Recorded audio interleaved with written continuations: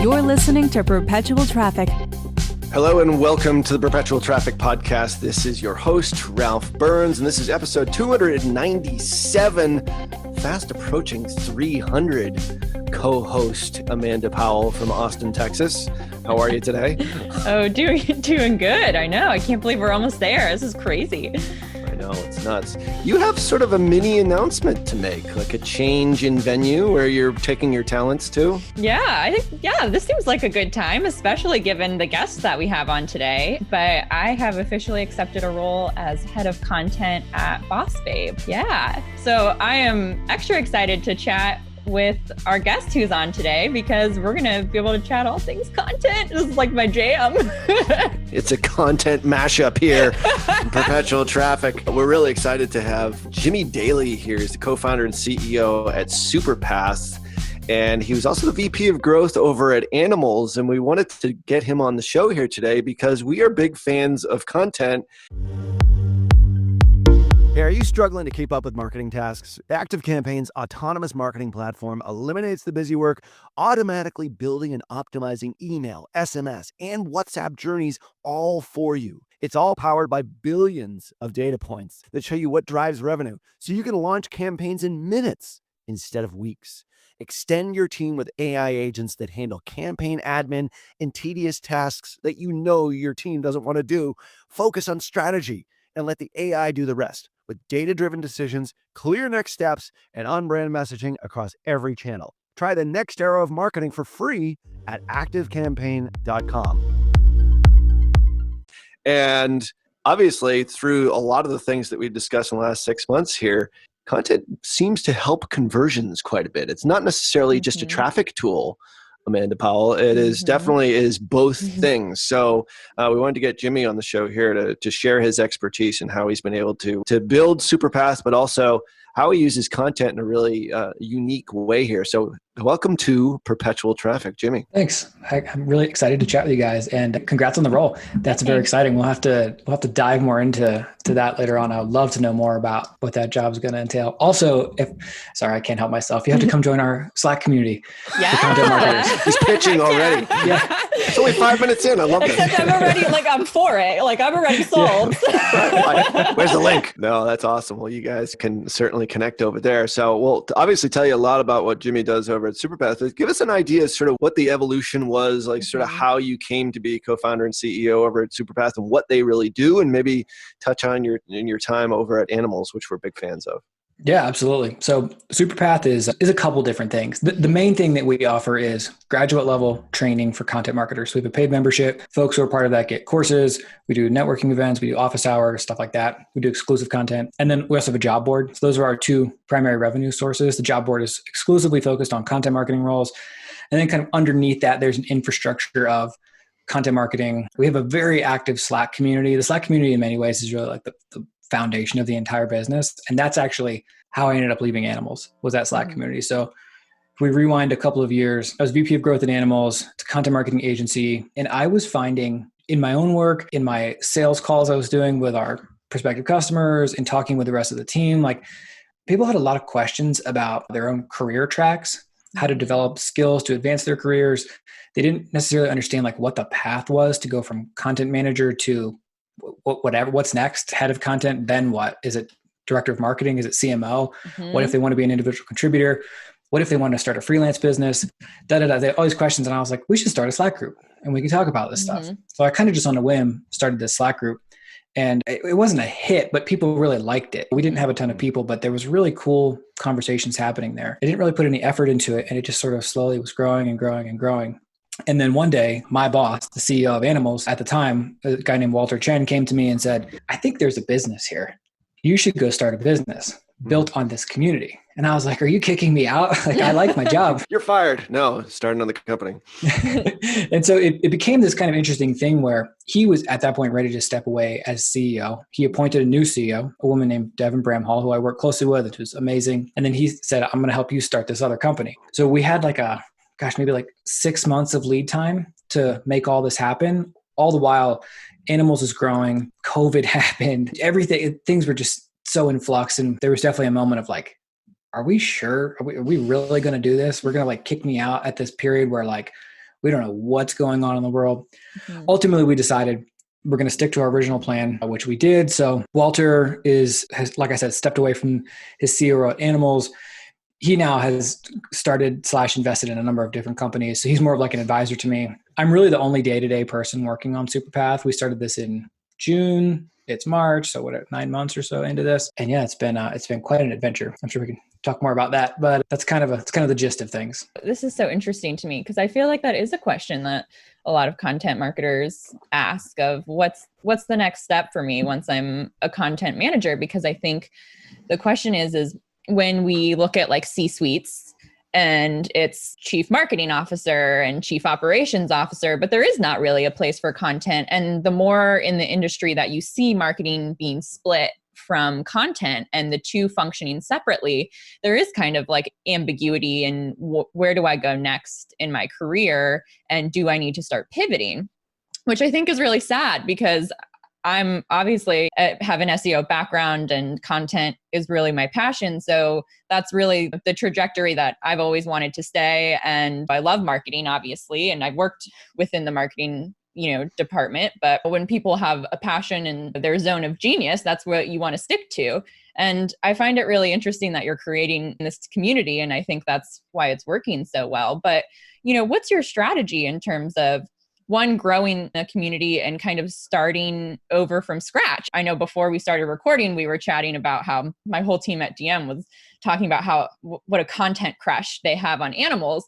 And you really grew that brand to an incredible place. So when you have to start all over, have you like taken a different track? Like, what's your thought process in starting to grow an entirely new content strategy and also in a different market? There's so many things. There's so many things. This is why I'm so excited, y'all. I think I just shot 20 questions at you at once. We can do them one at a time. In some ways, it's completely different. In some ways, it's exactly the same. So I spent about 3 years at Animals. And when I got there, we had no blog. It was a very small agency. Maybe we had 7 people or 8 people. We didn't even have a website. There was just nothing. And everything, it was just growing on word of mouth. And occasionally people would ask us like, you're a content marketing agency. Like, why aren't you growing on the back of content marketing? And we were like, we don't have time. Like, we're actually like, this is one, we're trying to figure out how to make this business work. And 2, we don't need it yet. So we're going to wait. Eventually we were able to start a blog. So I started the Animals blog in January of 2018, kind of from scratch. I mean, the thing we did have was a reputation among our, at that time, pretty small group of customers as people who really understood content marketing and who did really good work. But that was like 50 people.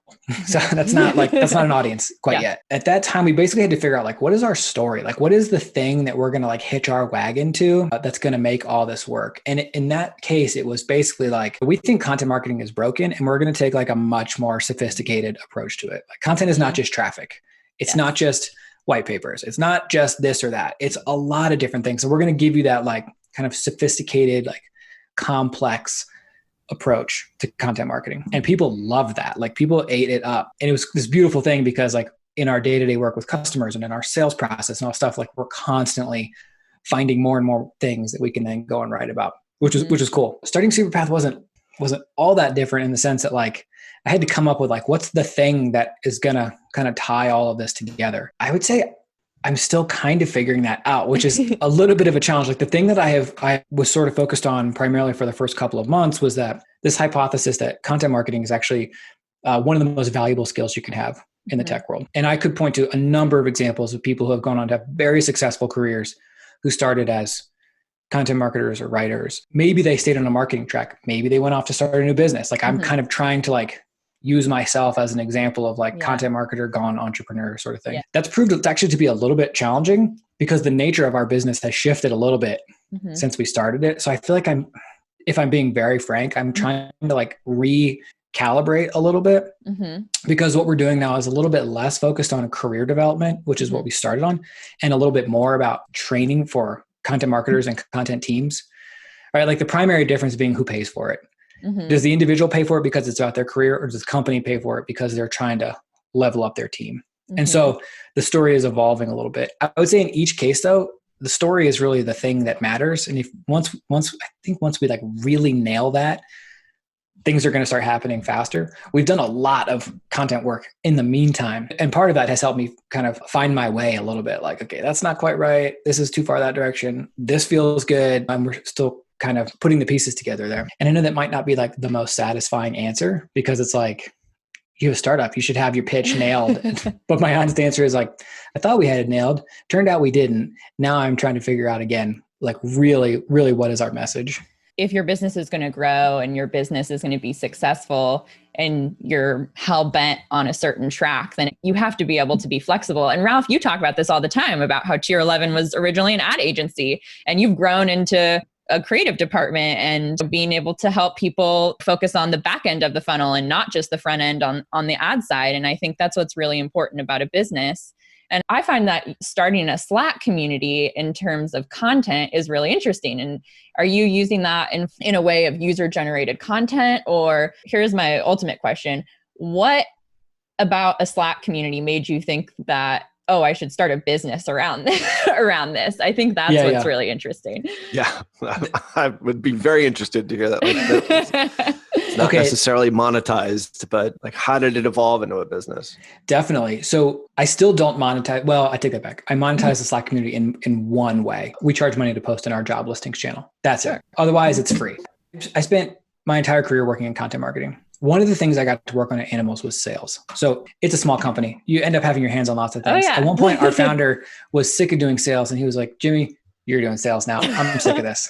So I spent 2 years doing sales at Animals because just the nature of startups.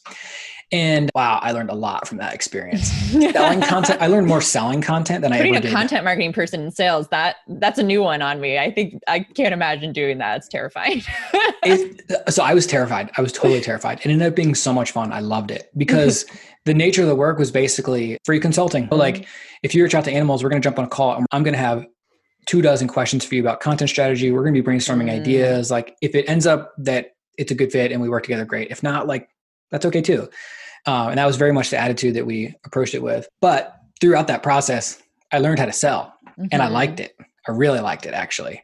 And one of the things that working in content marketing, I never really got like all that great exposure to was like the actual transaction, not the conversion, but the transaction, like when the money changed hands. Yes. And so being on the sales side, when it's like, we go from lead to conversation to statement of work to invoice paid to onboard. Like I love that. I just found that whole process to be like kind of addicting, honestly.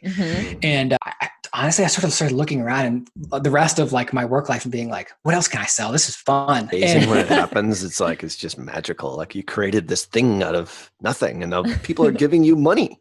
Yeah, it's awesome. Yeah. It really is cool. So cool. And probably the biggest difference between working for a company and doing something on your own is like within the company, we have this infrastructure. So I can sell something and then I hand it off to somebody else and there's a team that takes care of it. They do great work. Well done.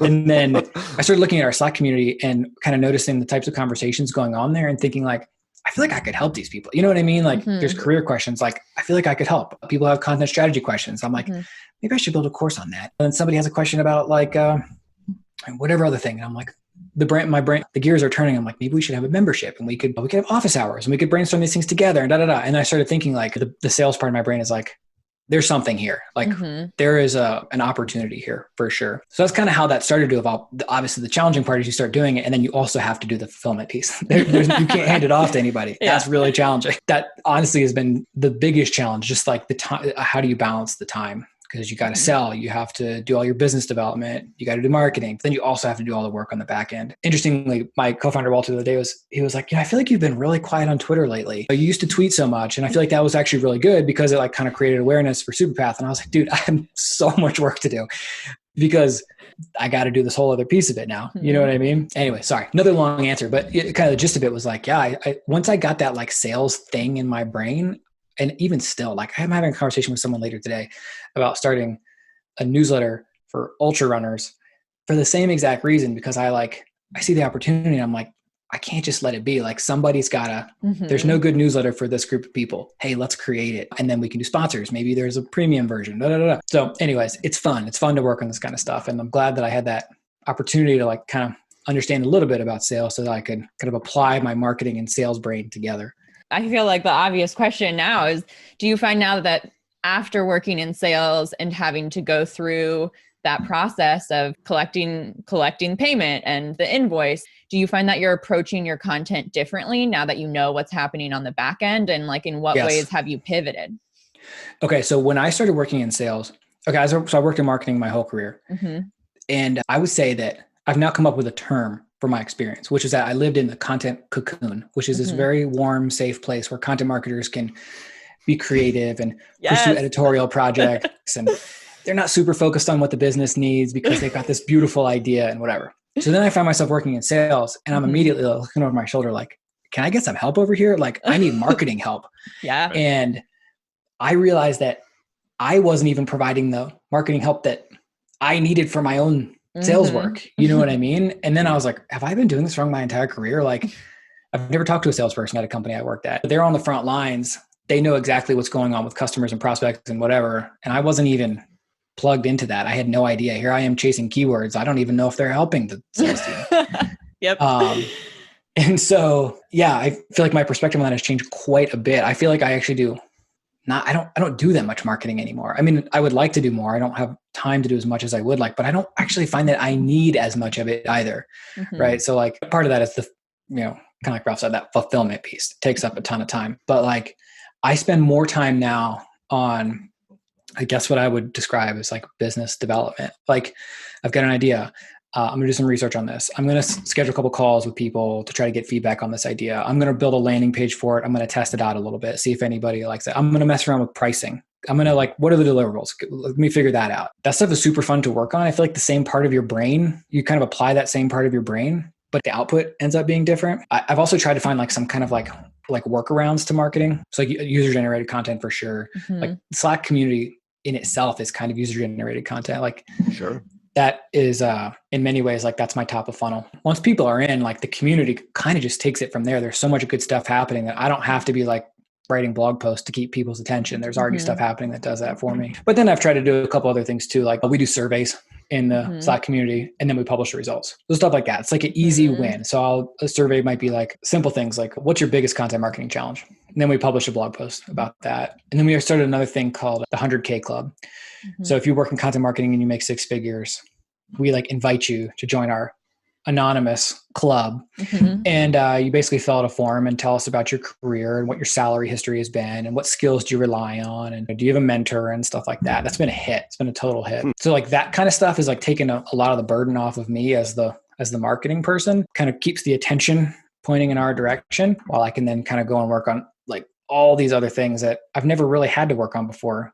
I like working on them, but it's like it's a lot of work that I'm just kind of not used to having on my plate. Yeah, for sure.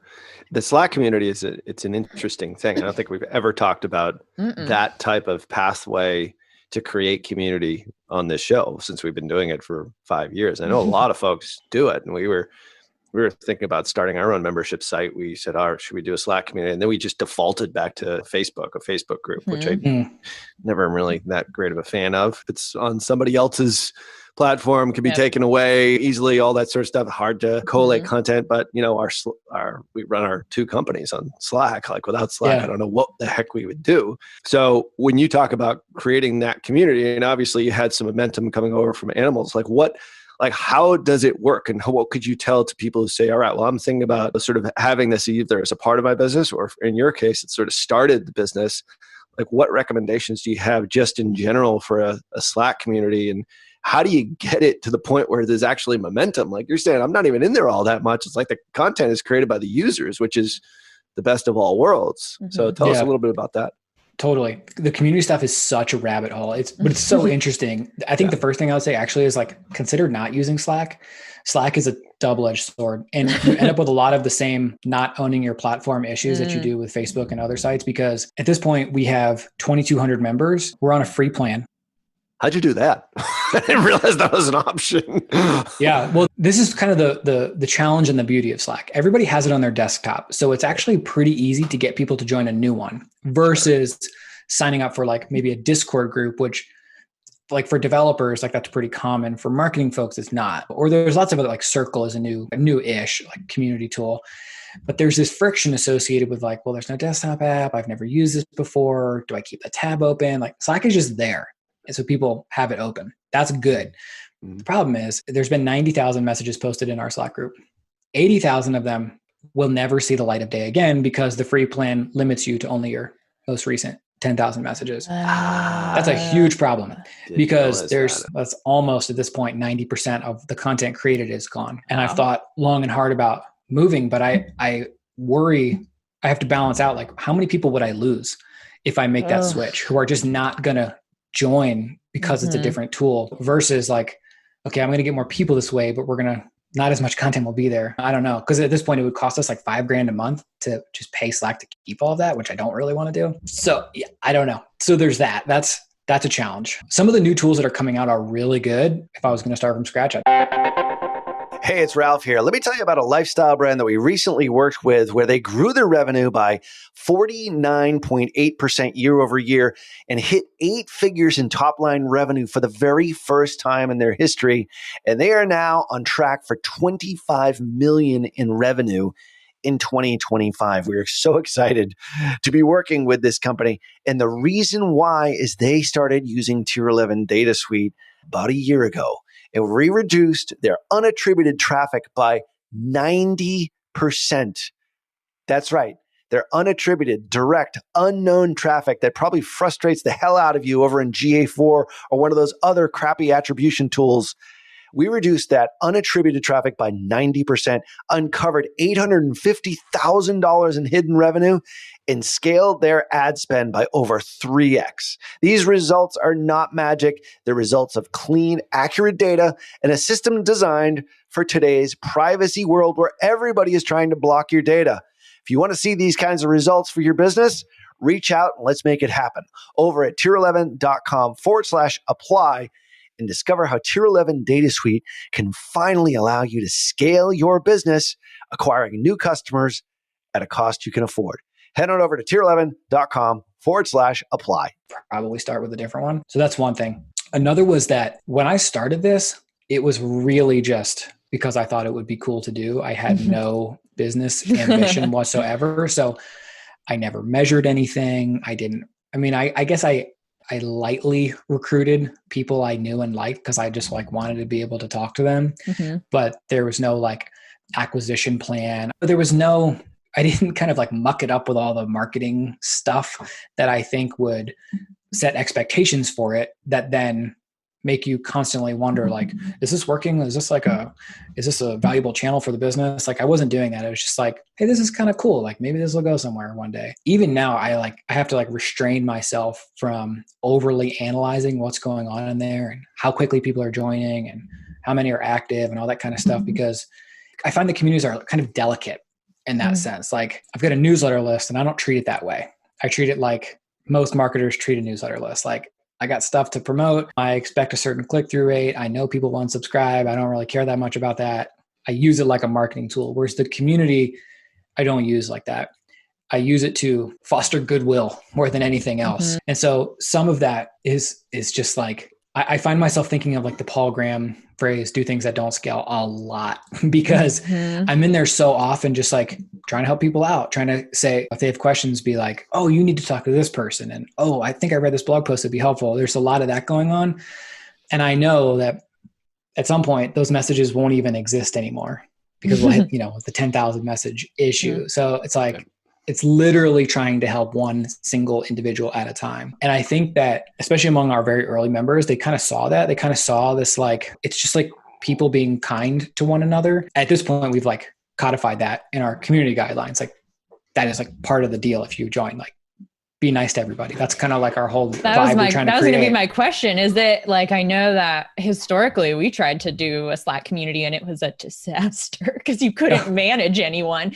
So that's my question. Do you have someone managing the community, or is everyone just like kind and follow the community guidelines, or how do you manage so many people within Slack every day? It's just me. Pretty early on, maybe when we were at like 500 members, we had an issue with a member who I got some complaints about.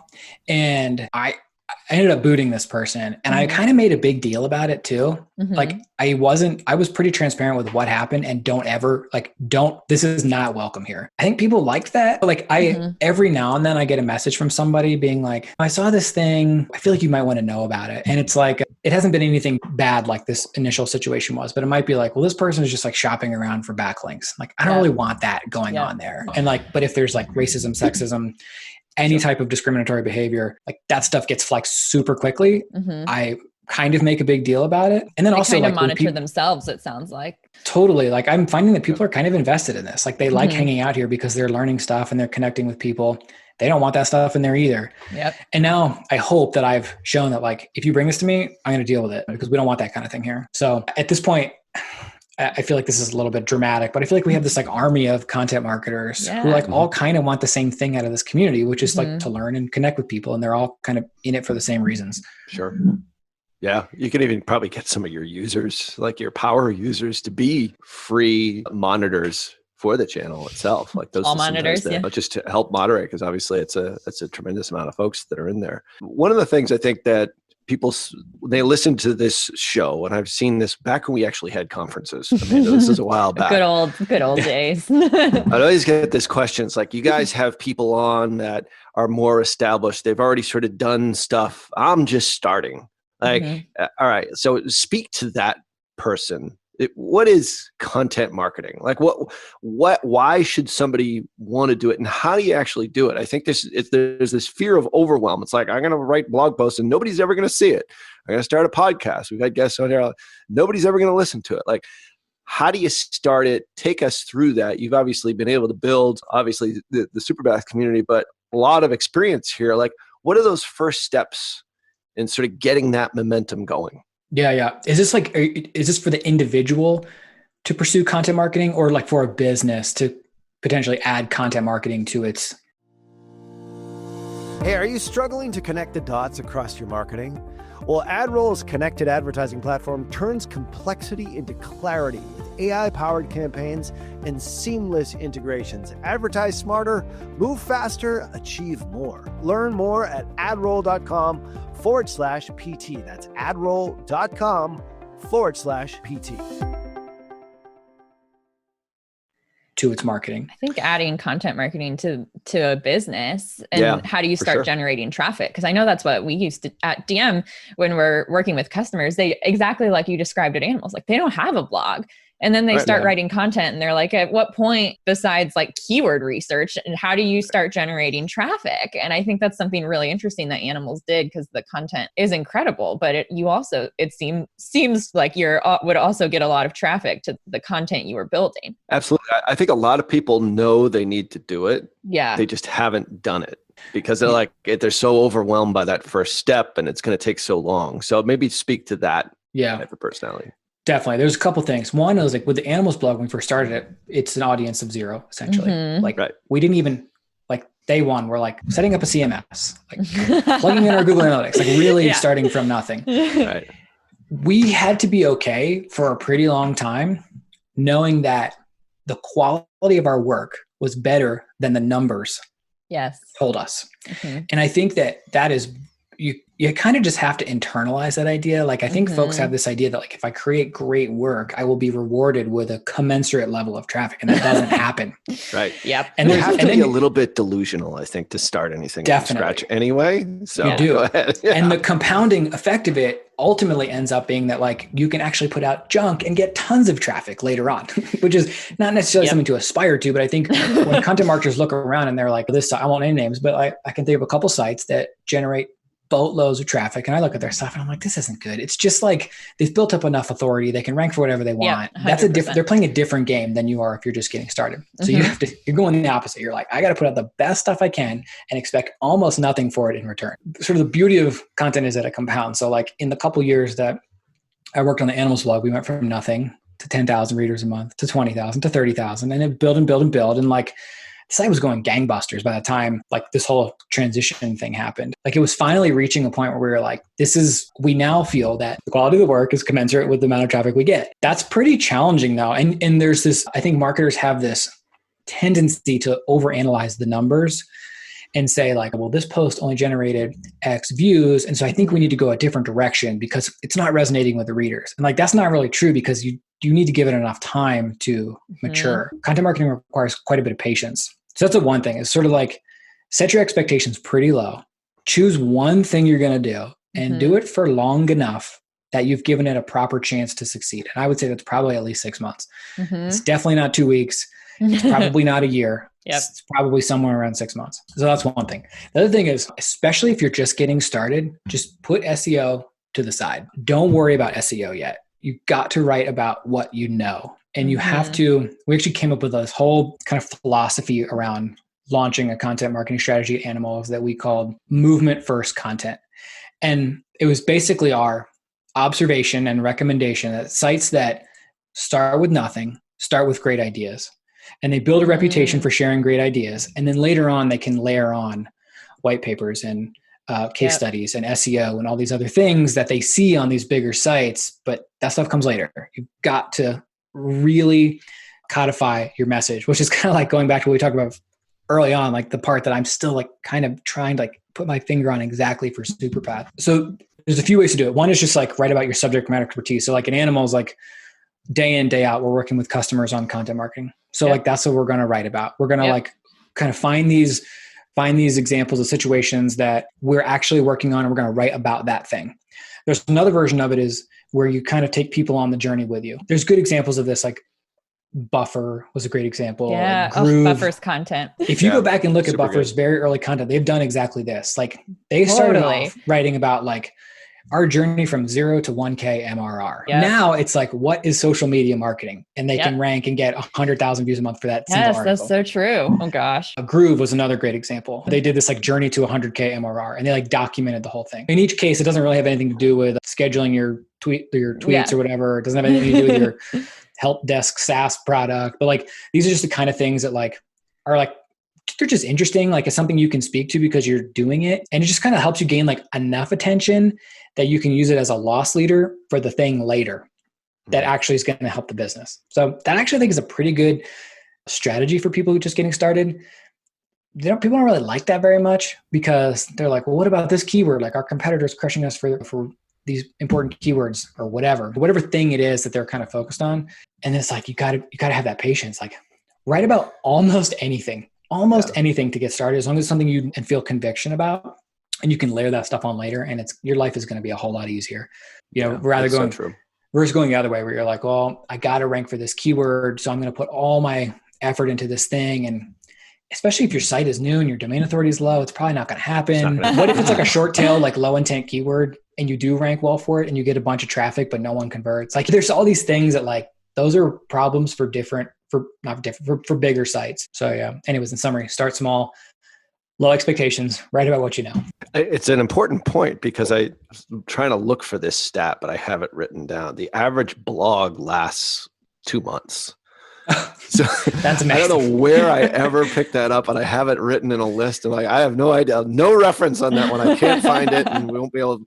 But anyway, but it takes about 6 months. I think that's sort of the average. You say it. I think HubSpot says the same kind of thing. So it takes about 6 months, and that's a long time to wait.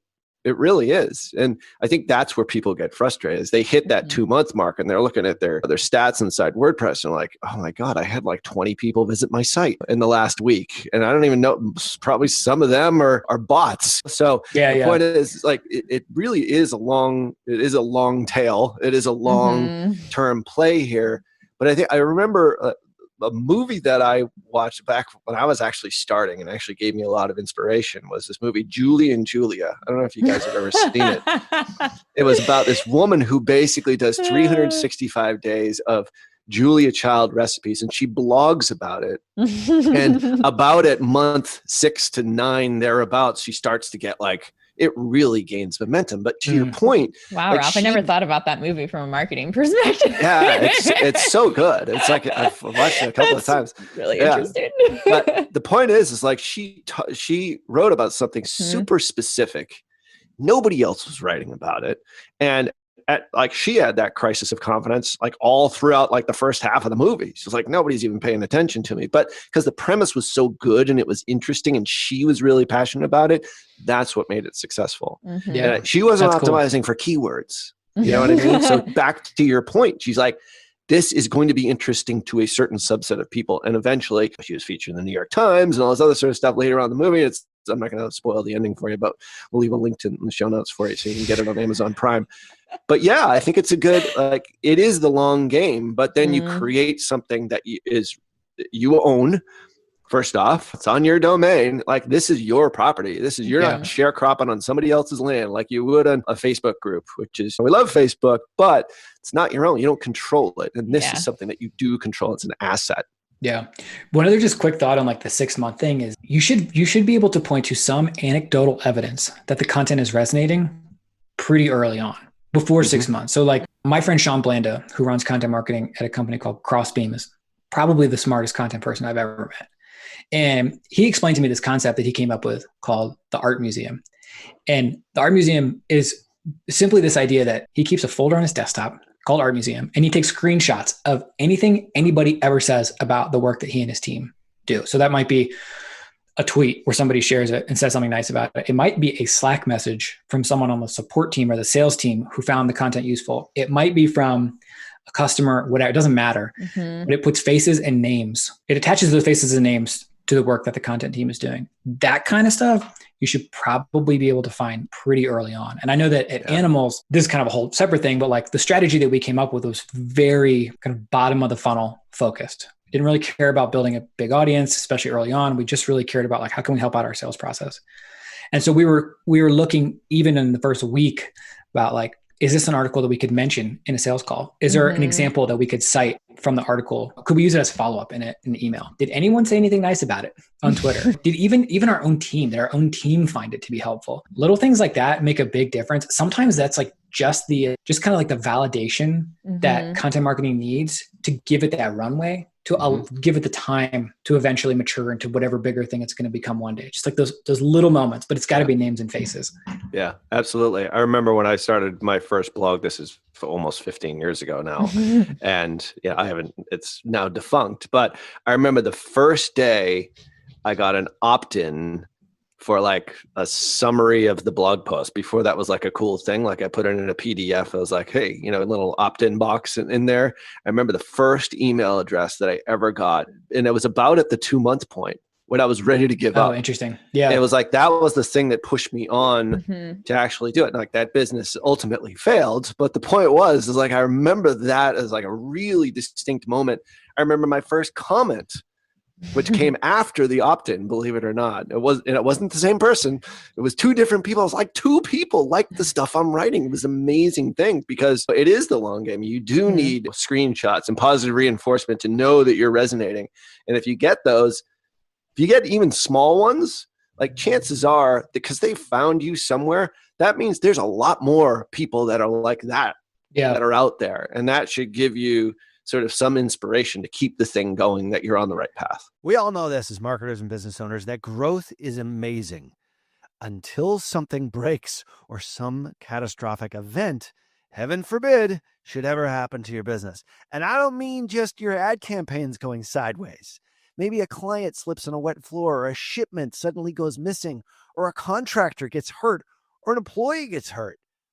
Suddenly, the thing you've been building can take a huge financial hit, maybe one that you worry might take down the company. And you should always be thinking about that as the business owner. Most people don't think about business insurance until after something goes wrong, when it's already too expensive or it's too late. That's why we're big fans of what Next Insurance is doing. Business insurance is so important for any business, whether you're online or offline. And they've basically taken the pain out of business insurance. It's 100% online, ridiculously fast, and designed specifically for small businesses. You answer just a few questions, and Next tells you exactly what coverage you need. No phone calls, no waiting, no holding the line for the next representative. Just fast, affordable protection that actually has your back when things go sideways. Policies start for as little as $29 a month. Don't wait for a crisis to remind you you're not covered. Get protected in minutes at nextinsurance.com/perpetual. That's nextinsurance.com/perpetual. Definitely. I can tell one other quick anecdote about that, and then I'll stop going on and on about it. But many years ago, I started a personal newsletter, and I sent it every week for years. I sent it for 2 years, and it grew, and maybe I had 1,000 subscribers or something, but I don't know. Like the metrics weren't amazing. Like the open rates were okay, the click rates were okay, and so I decided to shut it down. So I sent an email out, and I was like, this is the last issue. And I kind of explained, like, really enjoyed doing this. I appreciate you guys signing up. Like, this is my last issue. And probably 8 or 10 people responded to that email. And they were like, hey, we really like this email. You should keep, why are you canceling it? You should keep going. And I was like, that's great. I never thought to ask anybody if they actually liked it or not. I was only looking at the numbers. That was like 6 years ago. And I'm still sending the newsletter. So like, the newsletter continues. That's great. It continues. Yeah. And it's like, that's awesome. I don't know. That's like, sometimes I think a content marketing thing where like the numbers are so available and it's easy to benchmark them. And it's also very easy to feel insecure about whatever your numbers say, because everybody wants more. They always feel like it's not enough. And yeah, it's just like, but it's the people on the other side that really tell you whether or not it's working. I think that was the thing that triggered into my mind. It's like, I would look at my WordPress stats, and that's all we had back then. And I'm like, all right, well, there's like 216 people that came to this site. And I wasn't really sure if that was true, but that's 260, provided that they weren't bots. There really weren't that many bots way back when. But the point is like, that's 260 human beings that actually are reading my stuff. And I always like, oh, it's, never, I want it to be so much bigger and all this other sort of stuff. But like the point is like, there's a human attached to every one of those stats. Yeah. And I think especially early on, you really do have to remember that. And whether it's a comment or whether it's a share, whether it's a like or whatever it is, or an opt-in, it's like, it's all progress that keeps, you got to be mindful of that to keep you going, because you don't want to be yet another blog or content site that just sort of ends by the wayside at the 2 months mark. Totally. Yeah. I mean, imagine like speaking to a room of 216 people. It's a lot of people. I feel amazing about that. And then something about like, there's no comma in the number. So it's like not enough or whatever. Right. You're all insecure. Yeah. No, this is great. I think this has been fantastic. Honestly, I think it's so valuable to be able to talk to someone who's grown content marketing from zero to from nothing to something that's so valuable, and also be able to create a community of content marketers that we don't see very often. If anyone listening works in content, I'll plug it again. Perfect. So cool. So Jimmy, where can people best get in touch with you? We've mentioned SurePath quite a few times here. Is that the best place, or something else that you might want to pitch? Yeah, no, superpath.co has probably got everything you need. We've got the membership, we've got an ebook, we've got job board, we've got the Slack group, we've got the blog, we've got the newsletter. So anything you want is all going to be there. 99% of it is free. And then I guess the only thing is Twitter. I hang out on Twitter a whole bunch, probably too much. But if you want to chat about content marketing stuff, that's another good place to do it. Cool. Where can they find you at Twitter? Jimmy_Daily, DALY. Jimmy_Daily. Very cool. So we'll leave all the links to the show notes for this week's episode. This has been great. Super appreciate you having come on to Perpetual Traffic and guesting here. For all the resources and links that we mentioned here in today's episode, head on over to digitalmarketer.com/podcast. This has been episode 297. Jimmy Daly, thanks for bringing it today. Amanda Powell, stay warm in Austin. I'll try. Hope it stays at 75 degrees. And Jimmy, more snow and surf and sand and sun out in Vail. Actually, scratch that out. More snow out in Vail. You can get the snow. We'll get the sun out here. How's that? That sounds like a good deal to me. Pretty good. So digitalmarketer.com/podcast, episode 297. Until next week, everyone. See ya. You've been listening to Perpetual Traffic. For more information and to get the resources mentioned in this episode, visit digitalmarketer.com/podcast. Thank you for listening.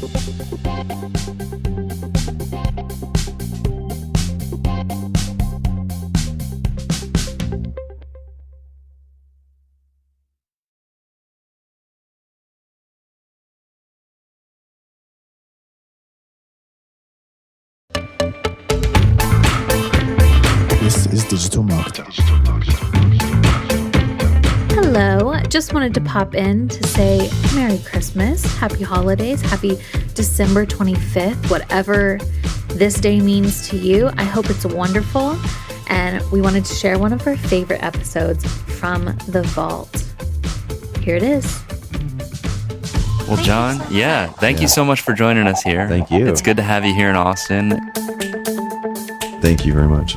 So in the process of, creating videos and that translating into, building up your copywriting, can you kind of take us through, I want to go all the way back to the beginning when the VSL was created and kind of how, that grew into, establishing yourself as a copywriter. Yeah, it was created primarily out of necessity and luck. I started in the fitness space, which I still am in, and I was just this guy who had gone through a heart attack and obesity and all this kind of stuff. And when I turned 40, I wrote a book, and next thing I know, I'm an author. It was kind of a surprise thing. I was not a marketer. I was just a designer who happened to have a penchant for writing and talking about fitness. And my first book did really well because Tom Venuto was big in the fitness space at the time, and I think he still is, wrote the copy for it. And I remember the first time I got the sales page for it, it was 8,000 words long. And I'm like, what the hell? Who is this guy? And I would like to meet him. Yeah. He sounds really handsome too. Awesome. It's a complete fabrication of reality. And he was like, well, just see if there's anything that's not true in there. But I would not say it that way. It sounds really, ostentatious and really arrogant and all the things that everyone tells everybody else is too long. No one will ever read it. And then when this thing hit, it's like, he said, you're going to make more money in 3 days than you've made all year. And I said, there's just no way. That's just not going to happen. And I made more money in 1 day than I made all year. Wow. And I owned a company, so I was doing pretty well. I was like, okay. So I literally just gave the keys to the company to my VP at the time and walked out. Wow. And said, okay, I'm just done. This is what I want to do. And so that's how I got into internet marketing. And so when I wrote my second book, I thought, okay, writing a book is hard. This is the easy part. Yeah. Wrong. Wrong. Writing the book was easy. The sales copy was hard. My first sales page converted at 0.3%. Okay. Wow. It's a real winner. Yeah. I didn't understand the psychology of it. And I learned from going through music and getting 2 degrees in music. And I played professionally for a while, but never achieving what I wanted to do professionally because I kept wanting to learn more and more and more and more. So I'm not going to make that mistake with copywriting. I'm just going to just do this. I'm not going to study other people. I'm not going to figure this out. And so I'm just going to look at the letter that Tom wrote and see if I can get the ideas. And I'm just going to start trying stuff on my own. So complete like the Joe Perry from Aerosmith model of guitar playing. I'm not ever going to take a lesson compared to the other guy that took lessons. Yeah, you're kind of reverse engineering it. Yeah, but I didn't look at anybody else. And so I just took my own ideas and fused it together, and it started getting a little better. And then one day I studied NLP in college. I was very fascinated by that because I was a psychology minor. And so I started thinking about, like, a friend of mine, Mike Geary, sent me a guy who was doing PowerPoint slides. He goes, have you ever seen like a PowerPoint slide done as a sales page? I go, no. And so he sent it to me. It was literally a PowerPoint. So I was like, well, this is just PowerPoint. It's just got it with the ugly background and the ones with all the lines on it. Oh, yeah. And I'm like, there's probably a better way of doing this. And I went back to NLP. It's like, well, what if we could force everyone to read one sentence or one thought at a time? And so I put everything into just one slide. And then I thought, just for grins, I'm going to make the command terms red. I'm going to do some, embedded commands. Yeah. And that was the very first VSL, and it just killed it. Really? But what an interesting thing it made me do is it made me start thinking of compartmentalizing copy. So in other words, rather than writing copy on a blank sheet of paper, well, if you're starting at a chunk at a time and getting a thought together, and you have to complete that thought over maybe 3 or 4 slides versus this whole big blank sheet of paper, it forces you to think in a certain way. And that's what happened with video sales letters. And that's when I started writing more and more of them. And, to be honest with you, the ones I wrote for other people were more successful than the ones I wrote for myself. The Truth About Abs is still probably the most well-known, and it's still up there. So I don't, that was the second one I wrote for a ridiculously low amount of money now compared to today, 20 grand. Yeah. Like, oh boy, just looking back at that going, that sounded like a lot of money at the time. Yeah. And don't get me wrong, it is a lot of money. I don't mean to sound like that's the first world problem. So I'm saying in copywriting terms, for a letter that's made probably $50-60 million, that's not right. Yeah. When you get down to the percentages, right. So now I know why they make this thing called royalties, right? And but that was the impetus for getting into copywriting, and then from there, I just never studied anyone until probably a couple of years ago, 3 years ago, where I started looking at other people's life. I just didn't want to sound like anybody else. And to the point where it's like I exhausted my own natural abilities. Now I got to figure out what I'm doing wrong now. So I look at everybody else's stuff. So. Do you think that played to your benefit a little bit? Not getting a bunch of ideas from other people at the start? Yeah, it did to me. Yeah. I mean, because it was a new model. And so I had the model down because I'd created it. But this whole thing is structure. It's all about like, is there a structure, a rhyme or reason to copy? And without removing the art of it, because I came from an artistic background, designer, musician. I mean, how much more arty can you get? You know, might as well just paint a big A in my head. Except people probably take the wrong idea, but there is an art to it. And Ryan and I had this conversation at dinner last night. There is an art to copywriting, but there's also a science. And we just tried to blend the two together. And that became my passion, is to help people with words. I mean, how we talk to each other, how you and I, all three of us are talking to each other right now, is so imperative in life to be able to do this in person. We're looking at each other, so we can tell what our intentions are because we're looking. We know there's nothing. You know, we can pretty much okay. Look, we were all smiling. Everybody's cool. Somebody's reading a sales page. They can't see you. If they're watching a video, it can be even more impersonal because there's lights and you don't look like yourself and all that stuff.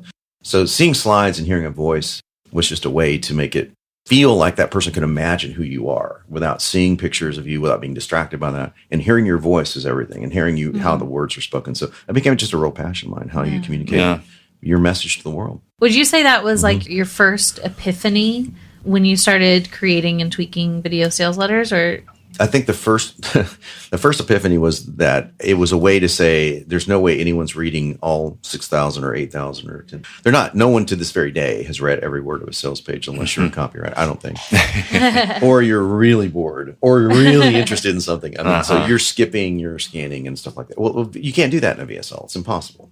So even if you just kind of glance off the page, you're still hearing somebody's voice. So you're getting every word of it. So that was the first like aha moment for me of doing that. And then there's a whole lot of psychology behind VSLs, why they work and why they still work. It's the most common question I get asked. Do VSLs still work? Everything still works. I never said sales pages didn't work. Everything works if you let it, but this just tends to work better in certain formats. So yeah, that, and the other big epiphany was how you say things. And I started getting a lot of gigs, which I never planned on. I did a little radio in college. I have kind of a natural voice for it, but it was just for fun. It wasn't anything professional. And I started getting a lot of requests to do voiceover because my voices was on the first like 10 VSLs because no one did them, So, and I started figuring out a rhythm to it. So that was the other thing, how you speak and the words that you really want to enunciate clearly, and how the cadence and all that. I want to get into the technical side of creating these things, but to kind of kick that off, what is a big mistake that a lot of marketers are making in the world of copywriting video sales letters, trying to actually go out and sell their products? Well, I'm going to be a little biased here if it's okay. Of course. The biggest mistake is honestly trying to do it on their own. Okay. That's the biggest mistake. So I'm speaking on both sides of my mouth in one sense, because that's exactly what I did. And the odds of that succeeding are astronomically high. If you want to go that route, knock yourself out. I did not sit down and go, you know what I'm going to do? I'm going to create a whole new medium that's going to be a multi-billion-dollar industry in video. I didn't do that. I was like, let's just try this and see if it works, because this sucks. Everything I was doing is terrible. so it couldn't possibly be worse. So there is that whole desperation, mother of invention kind of thing. But when people start with a blank page, I call it blank page paralysis. It's like you're just looking at a blank, whether it's the blinking cursor of death that's mocking you. We've all seen that. You're starting with that, and very few people are trained on how to clear their mind, on how to be present in the moment in general. Just take copywriting out of the question. How hard is it to be present in your day-to-day lives? Yeah. To be present with your family or your friends, and it's just hard. Be present with copy is really hard. Yeah. And then to be in the character of someone that you're really not, because you're the second biggest problem that the marketers make is they write as themselves. If I can tell a little adjunct story, it's kind of funny. Yeah. It's like when I did a lot of copy for hire, which I don't do a whole lot of anymore, I would write something and somebody would come back and invariably the comment would be like, "This doesn't sound like me." I go, "I know, because you suck." Yeah, it's not supposed to sound like you. The problem is that you hiring me because how you write it would sound it would suck. So, I would say in a humorous way, but kind of curt at the same time, because that's the truth. So you try to write too much as yourself rather than there's the idealized you, and then there's the broken you. Now, I talk about this a lot in copywriting training, is you need to write from both perspectives. When I'm telling a story, I'm telling my nightmare story, I'm telling my before story, I'm not talking as my idealized self. I am talking as my broken self. I want people to hear the lowest part of my being. When I'm talking in a pitch, if I'm in that voice state, it's done. If I'm in a, oh, gee, Willikers, why don't you just go ahead and take a chance? That's never going to work. I'm in my Nietzschean Superman state when I'm pitching somebody. I'm like, and so you need to be able to access both of those states pretty effortlessly, and it's very hard to do. So we're talking about, like, that's why copywriters make a lot of money, is they're able to do that. They're able to write in character, and it's just not a really good thing for marketers to be wanting to do. Except to want to get better at something. Like, yes, to want to say, I want to be better at email copy, or I want to be better at writing, that's awesome. That's all. To say, I want to do this for myself, it's sort of like saying, I want to know how to change my spark plugs, and then why not go ahead and be a Formula One mechanic while I'm at it? There's such a disparate two things that you should focus on marketing your business and focus on knowing your product, knowing your avatar, all that stuff. Yeah. And let copywriters do it for you. I mean, if it's been done for you, you're trying to reinvent the wheel. And then you can invent on top of that. Right. Which is what I've had a lot of people do. I've had so many of my students make more money than I've made from BSL. I mean, tons. I mean, it's embarrassing. I mean, it's embarrassing. I get testimonials like, I went through Accelerator. I made $50 million. Like, my gosh. Congratulations. I wish I had something to say. I didn't. Not off my own stuff. Yeah. Well, let's talk a little bit about Copy Pro, because this is pretty revolutionary. Can you tell us a little bit about it? Yeah, thank you. So Copy Pro, the genesis of this was Accelerator, which came out 8 years ago, which was the VSL course. And the only reason we put software on top of it was to get people to go through it. I have this real passion for when people, I know it's crazy, but when people buy something, I actually want them to use it. I've been tempted to say, I've said everything from, like, if you don't use it, I will track you down, choke you out, or something like that. I'll come kidnap your dogs. I'll do anything I have to do to get you to use it. Because don't give me money if you're not going to use it. Mm-hmm. And I do it all the time, so I can't be too hard on people because I've bought things and it sits on the desk, Mm-hmm. So I thought, well, what if we made software to where all you have to do is I can put all my best copy in there and they can point and click and, the slides will change and the next so it's very rudimentary, smart software that helped people go through the program. And the next request was, hey, this is great. Can you do this for email? And I just would laugh. I'd like, no. Because a VSL has a structure to it. Email is like an email has a structure to it. Mm-hmm. The next email has a structure to it. The next email has well, how many emails are you going to send, right? And so I started thinking about this, and over 2 years of thinking about it, I came up with this whole idea, which is syndicated copy. How can you make copy essentially as a machine would replicate it, where it doesn't sound like a machine replicated it? Is that possible? Are there structures underneath even the most complicated sounding emails that you could break apart, and with a little bit of effort, a little bit of elbow grease? Like, I'm not one of those push button guy, it's just no work at all. That's just not ever going to, everything I've done requires work. If you don't like it, you're in the wrong business. Right. I grew up in a blue collar family, man. So, Dad worked on a railroad for 36 years. So, but yeah, just a little bit of work. And then you get this incredible output. And that became the genesis of, well, can we actually do this? Like, how do you say a normal sentence? Like, I'll give you guys a quiz here because they don't know what, if anyone's listening. No one's, we haven't rehearsed this. So think of something you want to help somebody achieve and complete the sentence. I want to help you grow your business. I want to help you be a better human. Okay. Now listen to what they both said. I want to help you be. I want to help you grow. What are those two words? Verbs. So I started listening to language and thinking, as silly as this sounds, this is what everyone in every scripting tool. I use scripting. I'm using these big Austin Powers air quotes right now because this is not a scripting tool. This is actually an intelligence software that's about to be tied into IBM Watson, which is really cool. Nice. But yeah, it's verb, pronoun, goal. Right. So no, that's a very simplistic but incredibly important part of any marketer's statement.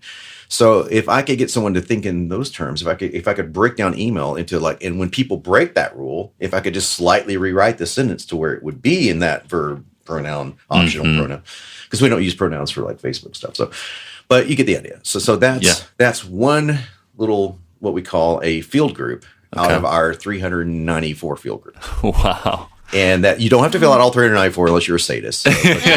So you might use like 20 or 30 of them. But as you fill them out, the machine populates and starts asking you intelligent questions as you go along. It says, oh, hey, you might want to fill this in, and it gives you a little, oh, you're missing this little topic thing here. So, well, what's a topic? And you can click on the field, and it pulls up, here's a description, here's all your little samples, and you can click a question mark and go, oh, I can watch a video on how to fill out a topic. What's this for? And once it fills it out once, it uses it over and over and over again. So before you know it, after a week or two of using this thing, click a button, and wow, that email's almost wholly written. And within a month of using it, you can click on whole sequences, and they're written. So that became CopyPro, and that is actually intelligent software, and it's taken us through. It's the third year of our build now. And we're in.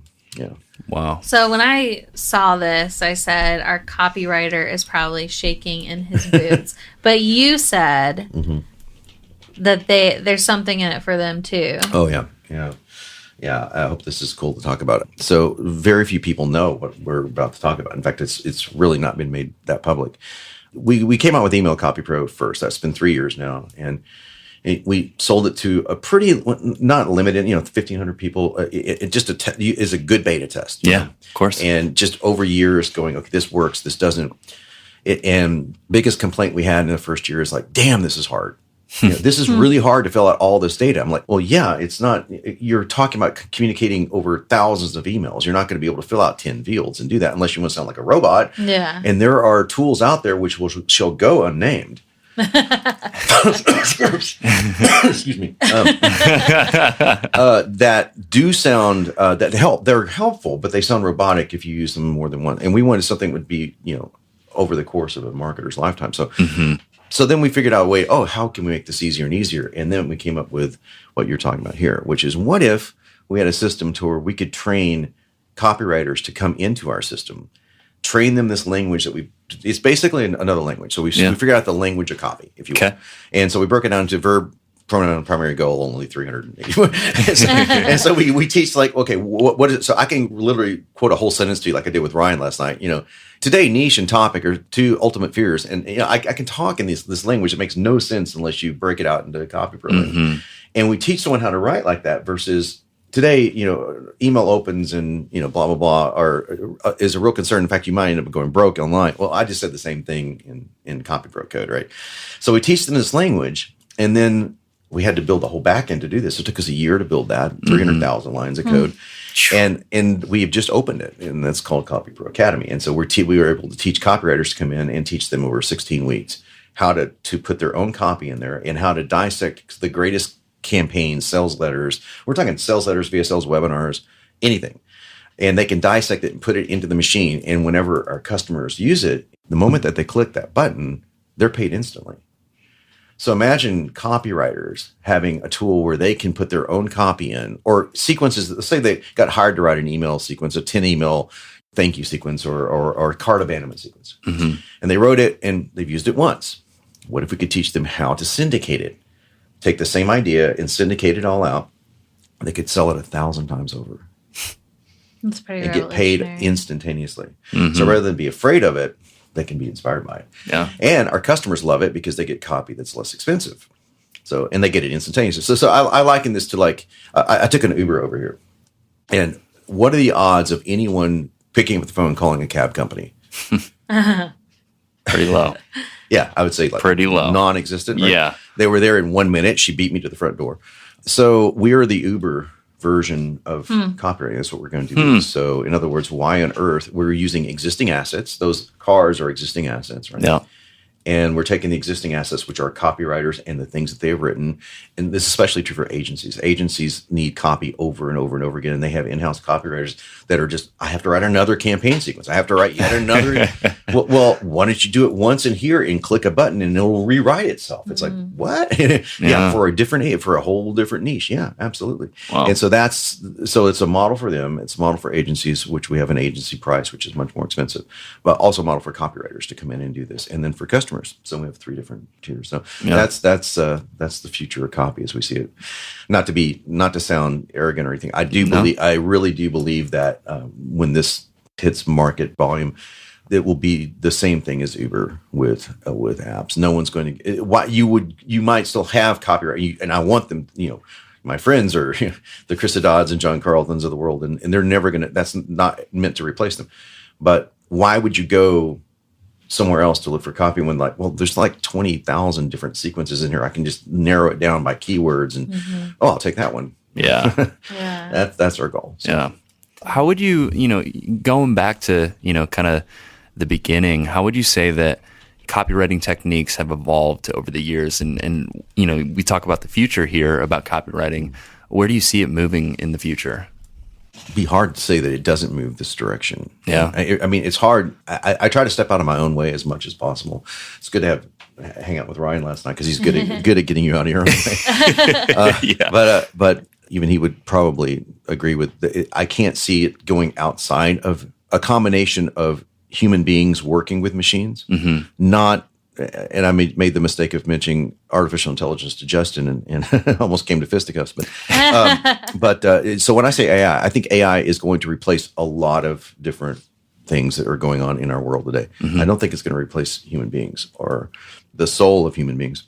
So if you work together with the machines, you can create a Skynet that's not going to crush the skulls of our, that's what our goal is here. So as far as copy goes, I see it going completely in that direction, and yeah, it just has to be done in the right way. I can't see it not going. I mean, if you look back at it and see look what ClickFunnels did with Pages, right? I mean, they took an idea that Lead Pages had, which was a great idea, and expounded upon it. And now there's not hardly any marketers that don't use some form of a ClickFunnels type of application, and there's just not one except for us for copy. So I see it going in that direction, but hopefully with intelligence and people working with machines versus machines telling you or writing for you. Yeah, that's a big difference. I love that because I feel like the topic of AI and automation gets confused a lot. And just this idea that machines are coming to take our jobs, or machines are coming to do all of the marketing for us, when in reality it is that partnership, that tandem activity of using machines to help you create the ultimate. Hey DM listeners, did you know that you can generate leads from Instagram without using any landing pages or websites? If you're not sure what I'm talking about, Instagram actually allows businesses and influencers to set up automations to automatically capture leads through the Instagram inbox. So this means that you can generate leads for your business all using 100% automated Instagram messages. And the good news is our friends at Bot Builders can show you exactly how to do it. They're an industry leader, and these guys have landed some of the biggest clients in the world. So if you want to learn how to use Instagram automation to generate leads, go check out their free training at botwebinar.com. They'll show you exactly how it works. You'll see a live demo, and also how you can start using their pre-built templates to start going after big clients yourself. Once again, that's botwebinar.com. Copy, the ultimate product, whatever that may be. So it's refreshing to hear that, because I feel like a lot of people talk down to AI, and there are a lot of negatives to some of those buzzwords, but putting it in perspective of where it's going and the right ways to use it, I think is such a positive thing. Man, it's going to happen, and so if it happens, why don't we monitor it, regulate it, make sure it's serving us, rather than we're not going to become the servants model of this. You know what I'm saying? Yeah. Which can happen, and I think it can happen in certain industries for sure. Like self-driving cars is a real serious threat to the truckers industry, for example. I mean, that once that's there, it's there is a legitimate conversation to be had that AI can take over that part of industries. But as far as copywriting goes, in marketing goes, I do believe it's going to be a conjunctive effort, and because of that, we've built the technology that's already friendly for that. Yeah. And at least just being built by copywriters and not by some guy. It's like with some marketer guy that doesn't know anything about copyright. I don't know anyone like that. I'd love to know so from the start of your success in copywriting to now, is there anything that was seen as kind of a best practice or a correct phrasing that is now totally defunct, doesn't work, isn't the way people buy? There's something that I just had this conversation last weekend. I had a guy fly out from Israel to give a talk just came out for a day session with me. And he worked for a big compliance network that was high up in Facebook. I'll put it that way. And he knows things, and especially Israeli Facebook, that he just knows ways to get things that how the algorithms have to hear things. And it's so funny because he took my copywriting course and he said, everything you're teaching is great for copywriting, except when it comes down to Facebook. So, for example, if I say in a Facebook headline or in a VSL driven by Facebook ad, lose your belly fat. Okay, something as innocuous as lose your belly fat, right? Burn your belly. I could say something like burn your belly fat. So burn more belly fat. Even that's better for Facebook because I just took the personal "your" out of it. Well, we know as copywriters that if I'm saying a lot of "yous," it's your brain's going, yeah, feed me more on that "you." So as far as Facebook is concerned, you want to depersonalize that, and I'm seeing more depersonalized copy, which is why Copy Pro, by the way, has an optional pronoun, so you don't have to put it in there in case you're going to things like you want to say. And even then, they're like, "Oh, burn body fat." That could be like a negative self-image. I'm like, what? It's like negative self-image is like, I mean, I don't. It's like so, but yeah, everybody. So it's way drifting in that direction for social media, not for. That's not a copywriting tactic. Right. The one thing I would say is from a copywriting thing that's kind of evolved over the years. It's not quite as working as it used to work. You remember you used to see those really ugly banner ads that would link at you, right? I was going to ask you something about this. Okay, well, but keep going. No, okay, so you guys save that thought. That's great. Well, we all remember, at least I do. I'm old enough to remember how that was the de facto standard of things. Like, and I would remember saying to myself, why would any person click on that? And obviously, lots of people clicked on those. Right? And so now the litmus test is if I go, why would anyone do that? I should probably examine it more because I'm missing something. But that type of language is really missing now from a lot of the ads. Even the clickbaity ads are less clickbaity now. It's less over the top than except in the crypto space. Yes, it's still pretty much managing that. I don't think they were around for the first phase of this, But yeah, so the claims are less, and there is a leaning toward, which I really love, a leaning toward becoming more personally involved with somebody's success versus saying it's a positioning statement, right? So I say, let's work at this together. It's so much more inclusive than if I say, I've got the answer, come over here. But as Ryan was talking last night, he goes, some people just need to hear, here's the answer, do this, even if it's true, but it's not exactly, the real truth is test this, and if that doesn't work, test something else, but they don't want to hear that. Right. So you say, just do this. And then they come back and go, okay, did that work? How did that work? And then you can slowly modulate it. So I see more and more marketers and copywriters going in the direction of participation versus authority. Yeah. I was going to mention the misspelling. It was a big trend, I feel like, a few years ago to purposely make an ugly ad or misspell something because it would catch attention. But to anybody else, it felt like, why would someone trust to click on this? But, you don't ask why something. I felt really weird during this presentation because, I mean, he's talking to, it wasn't just me in the room. And half the things on there I had started.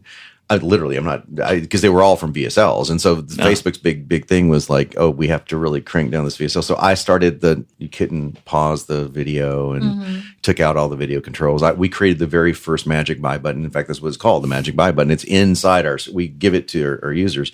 So me and Ted, my programmer, coded that first magic buy button that I was remembering, what if at the 29-minute mark it came down, that started with me, and not. This is saying this not to like make myself, some like massive mountain of a guy or anything, but how many things I created that screwed things up, and like now they're so down on it's like I thought taking out the controls was kind of a clever idea, but and it was, and it worked, and it still converts better than anything, but it didn't work. And I did the misspelling thing on the first headline. It was you, but it was not on purpose. I misspelled fat loss by accident, and it was in my headline. It was spelled FATLOS, and people would buy the book and they go, oh, but by the way, you misspelled fat loss. And I started responding back by, yeah, but what word did you notice? And so I think people took me seriously. Did you split test that? I did not split test that. Just curious. I did not split test that. But if it works, it works. Yeah. And my friend Roy had written the ad that is still, one weird tip for fat loss, and it was misspelled the same way. And that was the biggest, we couldn't beat. Now that we did split test that. We split tested one weird tip for fat loss spelled correctly and incorrectly on ads. I didn't test it for my subject line, and we could not beat it. The misspelled word beat it every single time. Yeah. Huh. Yeah. Does that still hold true today? I don't know. Okay. That was a couple of years ago. Were you the doctors hate this one cool trick? No. But I think that's. God, I want to say I know who that is, but I don't want to throw him under a bus. Yeah. But, I mean, if it works, it works. But it's funny that things that become so successful eventually become oversaturated and then kind of become something to laugh about and be silly about. Like, why did that work? Right. No. And then they kind of don't work because people are laughing at them. Yeah. Yep. Everything becomes a little bit cliche after a time, and then becomes a little overused for sure. But at the time, it does feel like a stroke of genius. I mean, I'm actually much more of a positive person. I'm not just, people would never go, "Oh, you're such a negative person." But when I write copy, it's very dark. I mean, it's like this dark tends to sell when it comes down to cold traffic. Warm traffic, you can, but that's what's changing. That's actually slowly starting to change. Positive copy is starting to slowly outpull negative copy, even in cold traffic. But I think that's because of the Facebook algorithm more than anything else, because they downplay the negative copy. But I figured out a way to combine the two, because we know that 75% of motivation is fear. We want to avoid pain more than we want to gain pleasure, which is really sad if you think about it. But it is the way that we're wired. And so a lot of times you say, warning, you're going to get that attention is going to come right out, right?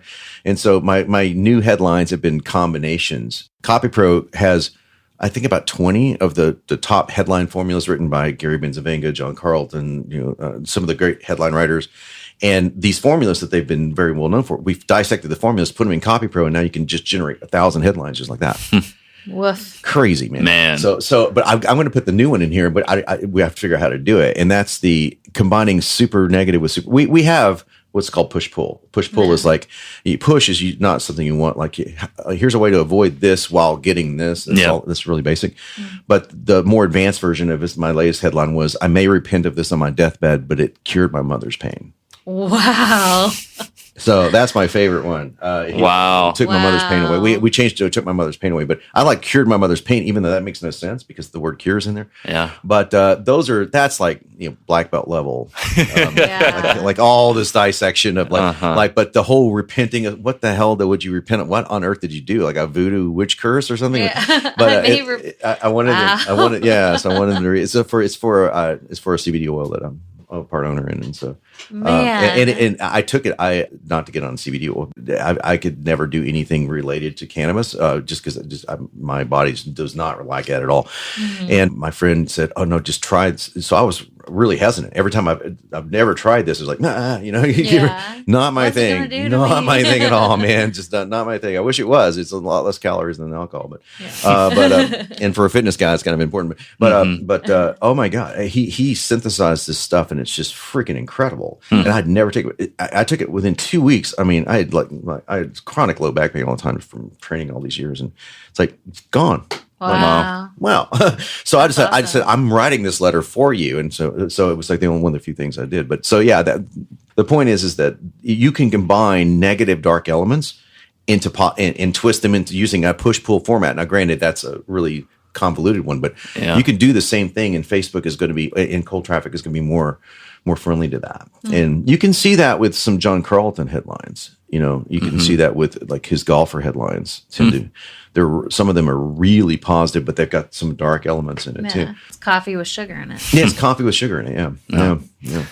So I'm going to play devil's advocate and say that some marketers out there may be like, copywriting's not what I do. I don't need to really learn copywriting. I live in my niche of the marketing world over here. Maybe I don't know, maybe you're a data guy, maybe you're in the analytics, or maybe you're working on, content, for example. Mm-hmm. So what would you say to those people? What is the benefit of learning copywriting just as a marketer as a whole? I'll take the content one. That was the lowest hanging fruit. Then we can come back to the harder ones. Okay. I would ask that person, what's the best article you ever read? I guarantee you the very first things out of their mouth is going to be something related to copy. It's going to be something like, oh God, there was this article on subject lines. Like, what specifically about subject lines? Oh, the words that you should never use. Oh, really? Words you should never use in a subject. It sounds something like a copywriter would write. And so I'm just wondering if that might have something to do with the reason that you read the article. Yeah. Okay. Read the content. And people are like, well, I'm just a content writer. Great. You know what? There's great content. There's Game of Thrones seasons 1 through 4. Oh my goodness. And then there's really bad content. You're bringing it there. This has been an office topic of discussion. Oh man, it's everywhere. Well, most writers, I mean, I follow some writers on YouTube and they're just aghast at this latest season. But and this is I'm coming from I don't like very many. I'm not a fantasy guy. I'm not a nerd. So, but I freaking love Game of Thrones for the writing. It's just brilliant. Yeah. And I thought the show writing was really, really great. But the point is that you're engaged in stories, and you look back and you watch what got you into those stories, and some of them were just open loops and, just great. Like, I mean, the ways that they would set up their characters. So all of that is forms of copy. Where you're telling a story inside content, if you're telling a story, especially inside email. And marketers are going, I've never met a marketer that's successful that said, I don't need to learn copy. In fact, I will make a blanket statement if I can. I've literally never met a successful marketer that did not say copywriting was the most important tool for them to learn. Not one. Ryan would tell you the same thing. Yeah. I guarantee. Absolutely. I've heard him say it. So case in point. I mean, I'm pointing this way. Ryan's not over there, and it's interesting because Ryan said last night, because the most powerful things we do is still email. So we're talking about really basic, down nuts and bolts kind of thing, and that does not diminish what we're doing here. All right, it doesn't diminish, but if you think about it, like, how are you going to get this message out if you don't have digital marketers' audience?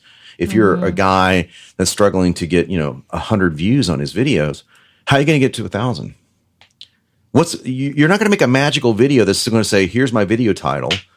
Here's my video title too. That second one's not going to get triple the views. Yeah, it's just not going to happen. So unless some magical viral thing happens, which can happen, right? But so you can boost that almost instantly simply by knowing the most important video you'll ever watch, and that's been used a million times, right? But that's better than video number 3. So the most basic copywriting things can be used in anyone's business, whether you're a dentist or a chiropractor, or in fact, I would say especially if you're a dentist or a chiropractor, because every chiropractor email that I ever get is the most boring, awful thing ever until we can work with one chiropractor. And I said, just put this one thing, and said, I will do one move on you. It takes less than 30 seconds. And if you don't feel at least 50% better, I won't charge you anything. How many people do you think would come into your office? A lot. He's like, well, what do you mean one thing? I go, what's the one thing that you do more often than anything else? He goes, well, I'll do this. Well, just do that. All you're doing is so they don't think about renaming what they already do. And I'll talk, if I can segue into this. So our terminology for unique mechanism is called primary solution. So inside Copy Pro, we force people to come up with their own primary solutions. So we force you to do a little bit of homework. So in other words, what's one thing that you can say that is a way of saying, you know what, you think that this may work or this work, but there's one thing that we've seen that will work better than anything else, and it's called blank. I call it blank. Experts are referring to it as blank. So if experts are referring to it as calorie counting, doesn't sound good. Experts are referring to it as cyclical calorie macronutrient. You know what I'm saying? So now you're getting into some interesting stuff. So and I got the technique is nothing new. Budweiser beer used it in the 70s. They started saying Beechwood aged for that special flavor. Well, all beer is Beechwood. They just renamed it. Right. They named it something. It's like that was if I remember correctly. And please, no one. I'm not a big beer drinker, so I'm a wine guy. But I think it's the same barrels that they put beer in that everyone else was putting beer in, and they just came up with that term. Yeah. So they were using beech wood as in the barrels. As far as I know, they stuck it in there, but most beers are, and so they called it that. So can you imagine Miller? We're beechwood age too. That's not going to ever work, right? But the point is that we get our customers to do primary solutions, and when they get caught, we do live training with them every 2 weeks. So we say, hey, we can help you figure one out. It's just 2 words, right? But those 2 words for a chiropractor. If they called it spinal redefining or whatever, I mean, I'm making that up. That's kind of a silly one, but you get the idea. Yeah. That would say we are the world's experts in spinal redefining. We're the only place in Austin that does spinal redefining. Next thing, now I'm going to hear people are going to be calling you guys up for spinal redefining. But that's the power of 2 words. So when 2 words made Budweiser beer over billions of dollars, 2 words, man, that's primary solutions. Well, we have a primary cause as well. So you may think that the reason why your marketing is failing is because you've done blah, blah, blah, you can't do this. But the real cause of it is X. And it's the whole idea. Perry Belcher and I have had this conversation over years. You want your prospect to believe one thing, one new thing. If you say, look, there's 9 things you need to know to make your marketing business work. That's probably true. Right? If you can say, there's 9 things I could teach you to make your marketing business work. However, if I had to teach you one thing, just one thing, that would make the biggest difference in the world, there's one thing that's more important than any of those other 9. I've automatically got your attention. Now, what if I call it something? If I say, and that's called Facebook ad engagement. What if I call it something else? What if I call it, and that's called Media Zone. I just made this up on the Media Zone. Media Zone, I like it. It sounds like laser tag. Yeah. Aren't you curious? Do you want to know about Media Zone? Of course. It's the one thing that, well, no, so that's all that is. Yeah. Primary cause, primary solution, right? So that's the things that make CopyPro very distinctive, because that they're built into not every email, but virtually every email. Yeah. To where it's like, eventually you're going to click on that button and fill out those 2 words, right? And then you will become the only person saying that. Yeah. So if there's 20,000 people in the weight loss community have that, there's only one possibly. It could theoretically flip a coin, be more than one, but has cyclical macronutrients as a primary solution, or whatever the case. Right. You get the idea. So these are important concepts, and so that is the most important concept. Now I'm going back to my own. The most important concept I could get across to some as a marketer is why do you need to copy? Because you need the one thing, the one problem, and the one solution. And if you don't have that, and that's all copy. If you don't have that, you've got 20 other people with the same answers. Yeah. And you have about 390 something of those little things. Yeah. I have an activity that I want to do. So I used to write for an entertainment publisher, thechive.com, and I had one piece that I wrote that went bonkers, reached 3 to 4 million people. Wow. And I wanted to read the headline to see if there was some formula in there that I just wasn't even aware of that maybe made that more clickable. Okay, cool. So, grown-ups only summer camps reignite the kid in us all. Oh, that's good. Yeah, there's lots in there. Yeah. Grown-ups only summer camps. That reignite the kid in us all. Yeah. Okay. So you've got there's a. Do you mind if I get dark here? No. Oh, wow. Okay. Yeah. There's a very sexy push-pull here. Okay. Grown-up summer camps, I'm thinking, oh, hot girls. And I'm thinking like, oh, yeah, those kind of camps. And reignite the kid in us all. It's like, oh, so that all of a sudden it goes from like, oh, this is really sexy to, oh, this is really friendly. So it's not push-pull technically, but it's what I refer to, and I use this term all the time, is duality. So we're talking about 2 spectrums of behavior, 2 spectrums of thinking, and you link those 2 things together. And it's just, what you've done is you've opened a picture for a guy like me that's, a single guy that's like, oh, cool. and a guy like, Ryan that's got 4 kids is going, oh, awesome. Yeah, like some kids, so I get you're attacking both of those audiences at the same time, which is that's really, really, really good copy. And now, if you want to read that again, notice the first word you used. Grown-ups.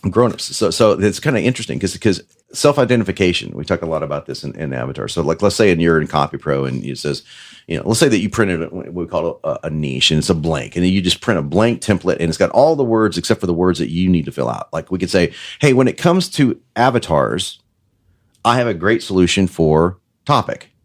Make sense? So when it comes to, and what would you click for avatars? You'd click a button and who's your avatar? Grown-ups. Okay, when it comes to grown-ups, okay. I have a great solution for Summer camps or recreation. So yeah. Yes. So we might have a great solution for recreation. Okay. Or for Summer having vacation? fun. No, you know, I think if it was a goal, you could say verb, having fun, right? So you see how this is all breaking down, right? Yep. But your avatar is kind of interesting. Grown-ups, instead of men and women. Instead of adults. Ew. Grown-ups. As a grown-up, you get this. It's a funny way of saying, like, we know we're all three grown-ups, right? Right. But if someone says, as a grown-up, I'm kind of, it's cheeky, right? Yeah. And so I think you were unintentionally cheeky. And that's like, oh, that's kind of cute, right? Yeah. But your brain, okay, so I'm recognizing this as a copywriter because I dissect copy. Of course. No one's thinking that when they're reading it. Their subconscious is going cheeky, sexy, fun, click. And they don't know why they're doing it. Yeah. So that's what's going on. Yeah. It's funny because the original headline that I wrote was adults only. Oh. Yeah. And then I changed it back to that's even more toward the dark. Yeah. That's and that's why I changed it, because I was like, this feels like the adults only section of HBO or something, you know, that wasn't my intention. Well, and it was clearly not your intention. And it took me, and I pulled it out even before that. Right. But that's what we were geared to do. We were geared to think that way. But what I'm saying is, like, people will click on things, and there's a lot of really great headlines. I can go, oh my gosh, it's got this either this sexual overtone or this fun overtone or something that's embedded into it. And I'm going, they're not seeing it, but that, you know, you feel it when you it's almost like a feeling kind of thing. So to avatars, like in grown-ups, great avatar, right? So when it comes to, like, I deal in fitness space, weight loss. So fitness enthusiasts, okay, that is an avatar. Oh, by the way, I should say this is a great lesson for anyone listening, marketers, copywriters, doesn't matter. Yeah. I'll ask somebody, hey, what's your avatar? They go, men and women over 35 who like skiing. Go, that's not an avatar, that's a demographic. Yeah. Yeah. Okay. What I'm saying is no one's going to relate to you being called that. So what would they want to be called? Older skiers? Nope. Attention, older skiers. Now, if you were writing to people in their 70s, but, you know, maybe, you know, elderly skiers. But you would say, like, yeah, you would seasoned skiers. Okay. So how do you say avatars to make it sound really something? Okay. But they might just want to say skiers. So in weight loss, you know, dieters, obviously, you're a dieter. Yep. Right? Well, I started calling them fat burners, one word. Hey, fat burners, attention fat burners. Who wants to be a fat burner? Everyone raises their hand. No one goes, not me. You know, unless they're, you know, anorexic or really thin naturally, they don't care. You know, but that's not my list, right? So, but everyone wants to be a fat burner, right? So as opposed to a dieter, as opposed to a Weight Watcher, as opposed to, you know what I'm saying? So, and Ryan is brilliant at this. You know, digital marketer's very name is an avatar driven by how you self-identify. So as you self-identify, if you can do it in a whimsical way, like I did with, you know, fat burners is somewhat whimsical. And also somewhat inspiring. I want to do that. So grown-ups is whimsical. Yeah. And you can almost tell that you added into that from adults. Yeah. So that's getting into a whole grown-ups topic. is the only people that call grown-ups are kids. Yeah. So it So puts you it's- back into that. Yeah, Totally. that's so cool. Totally. I would say That's great. I love that. the other one, the one we had done before with the, like, darkness, the little sweetness, that was coffee with sugar. I'd say this is like a warm brownie with ice cream on it. I love it. Which sounds really good right now. Yeah. Yeah. Well, should we ask the one question that we ask everybody Yeah, on this let's do podcast? it. You want to do it? Yeah. All right. That's the one question you've never asked anyone. Oh, no. man. What is your deepest, darkest secret? No, we've asked that a lot. Yeah, we have. I would tell you, so that's the problem. If you, John Benson, had to go back to your 25-year-old self and give yourself one piece of advice, what would you say? So 2 years ago, 25 years old, what would I say?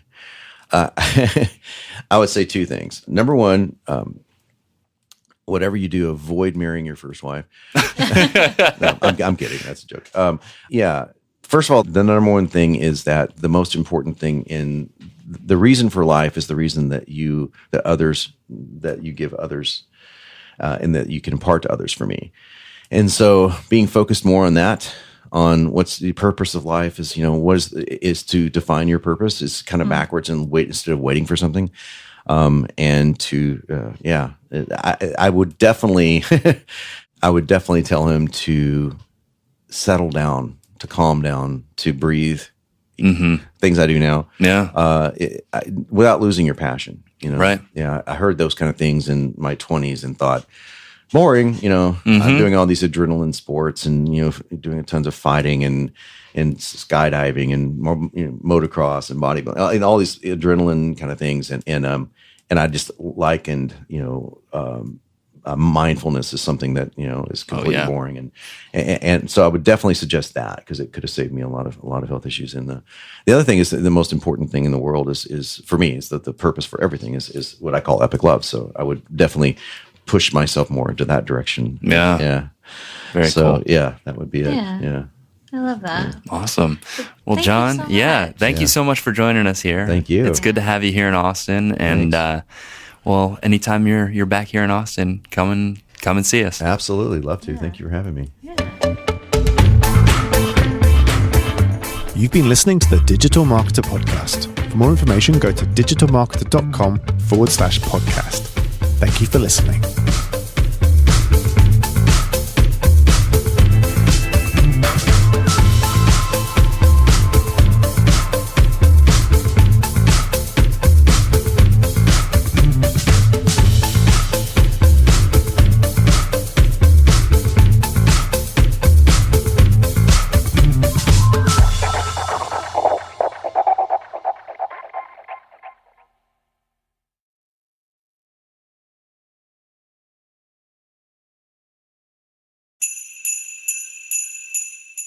Hey DM listeners, if you're running a Black Friday or Cyber Monday special, listen up.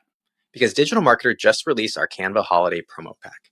It includes almost 200 templates that you can use to make the graphics for all your upcoming holiday specials and 3 unique design themes for each holiday. The promo pack is usually $27, but you can get it today for free. Check the show notes for the link to download, or you can go directly to digitalmarketer.com/LP/holiday templates. That's digitalmarketer.com/LP/holiday templates.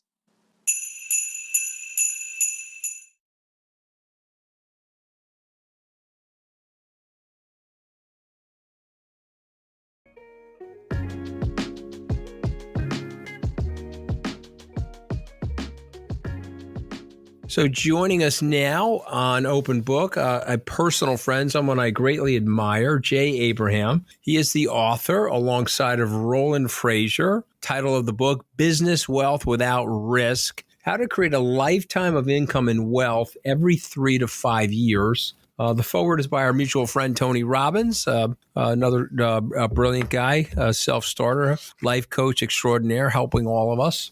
Jay, I know you got a great business with him. Let's go to you, okay? Mr. Business Growth Expert, 5 decades of doing this. It's great to have you on. You're a marketing legend. Thank you. Let's start with a little on your background first and how you met Mr. Frazier, Roland Frazier.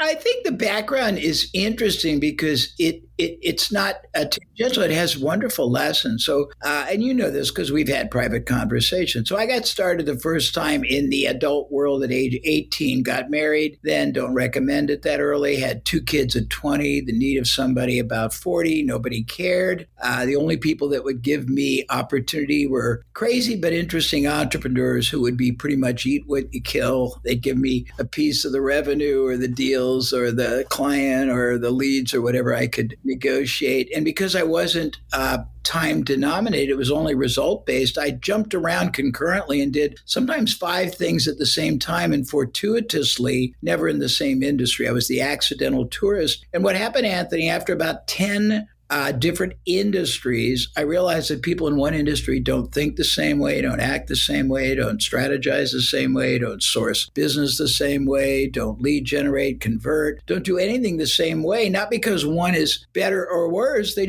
very linear, they're very insular. And I was able to take very basic methodology from past industries I'd been in, combine them into hybrids, apply them in new ways to industries where everyone was doing something the same way, same approach. and everything blew up. First, I did Icy Hot back when it was a mail order company, and we exploded it using a couple of techniques I learned. Then we did Entrepreneur Magazine and exploded. Then I did newsletters, and I got very serious when I recognized the power in what I call funnel vision versus tunnel vision. And then I became obsessed with trying to learn everything I could about everything I could. And then subsequently, I hopelessly, curiously got involved in about 1,000 unrelated industries on a worldwide basis. And that brings me to Roland. So Roland is an interesting guy. I've spent my whole life working on growing businesses, but not working as much on top line moonshots that I thought were very dangerous, but working on 10x bottom line moonshots that really required almost no extra investment or risk. Roland has spent his career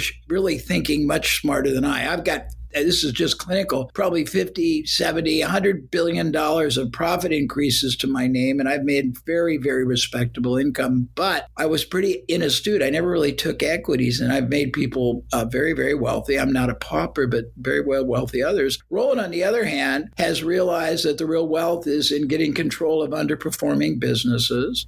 He's got some very ingenious ways to fund them and finance them. A couple of the ways are owner carry, but most of them aren't. And then he's got masterful ways to literally exit for what he calls a mammoth payday and an epic exit. I have the middle, the piece that knows how to get, once you get control, to blow up EBITDA for very little or no extra investment or risk. And when I saw that he had a better approach than I, because he's got interest in about 100, it's like a mini little private equity firm of his own. He's got interest in about 150 different enterprises doing an aggregate of about $6 billion in revenue. But in full disclosure, one of them is a real estate roll-up. So you got to back that out because it's probably 3/4. It's still significant. And he's getting massive cash flow, and he's had 3 exits, and the net worth is amazing. And I thought, well, gosh, I'm older, as you know, but I thought maybe I should change my approach. And that was the genesis 2 years ago. And then we started doing this, and it sort of went out of hand. It was going to be a 200-page book. But then I said, well, you got all these ways, and not my sophistication of how to find them, how to acquire them, how to fund them. You got all these ways to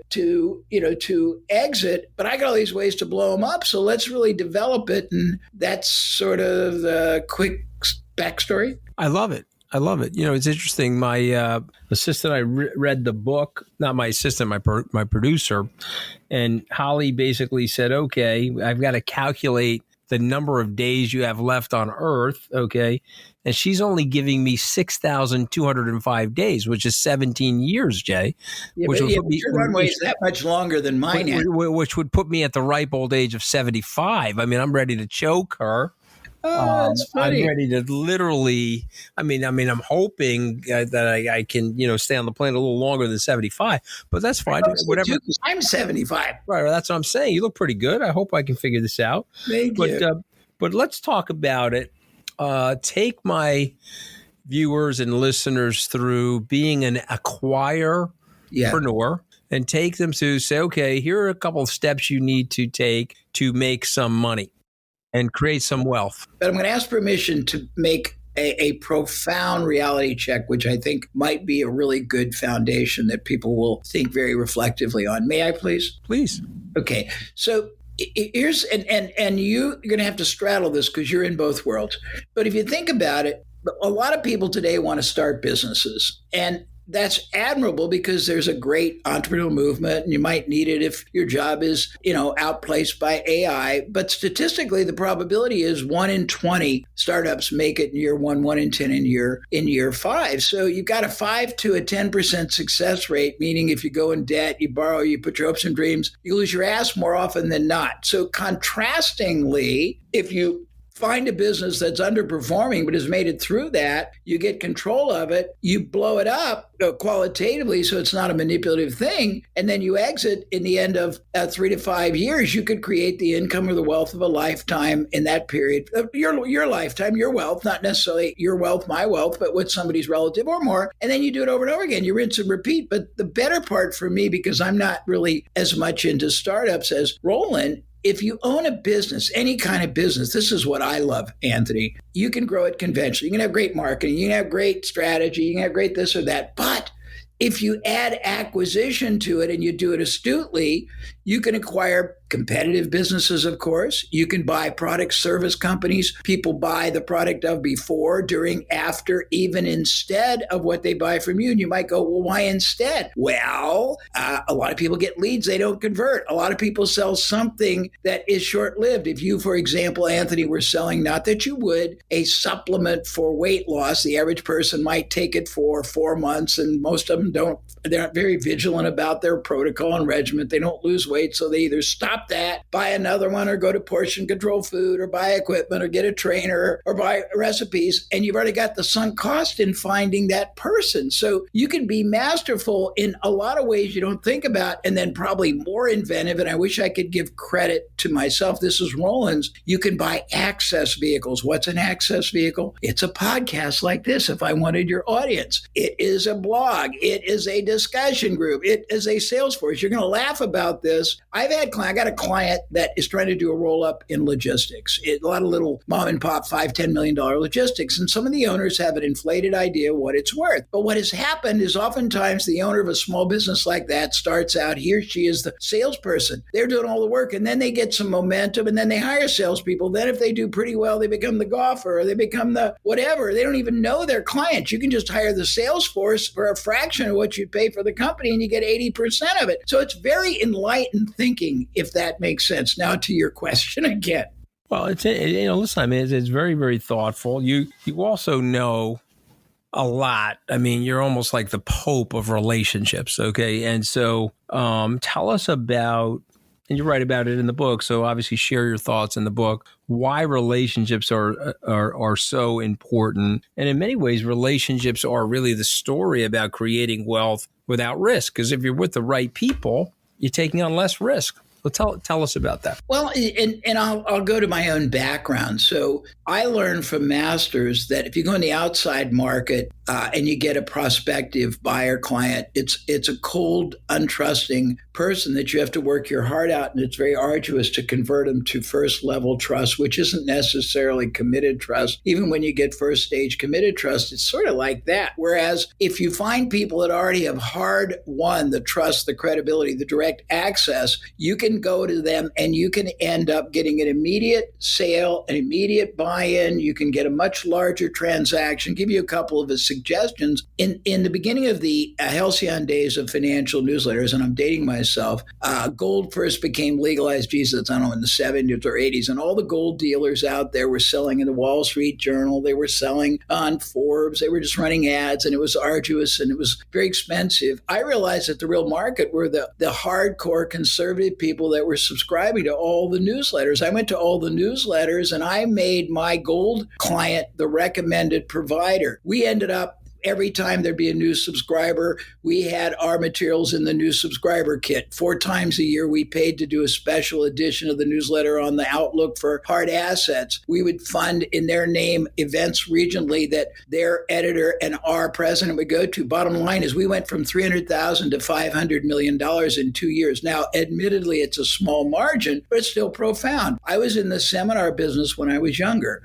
Everyone else was running ads. I basically did $250 million, $250 million, and I ran about $300,000 of ads. I got Anthony Robbins to do it. I got the newsletters to do it. I got the seminar companies to do it. I got Entrepreneur to do it. They put the full force of their access, their media, and then I put the fixed cost on the back end and only paid them in direct proportion to revenue that was in my bank. I mean, there's a great saying, and I think you'd like this. It's called the Rothschild story. Supposedly somebody years ago wanted to borrow $100,000 from Baron Rothschild. He said, I won't lend you a penny, but I'll do something many times better. I'll walk hand in hand back and forth twice across the bourse, the stock exchange, wherever it is in France or UK.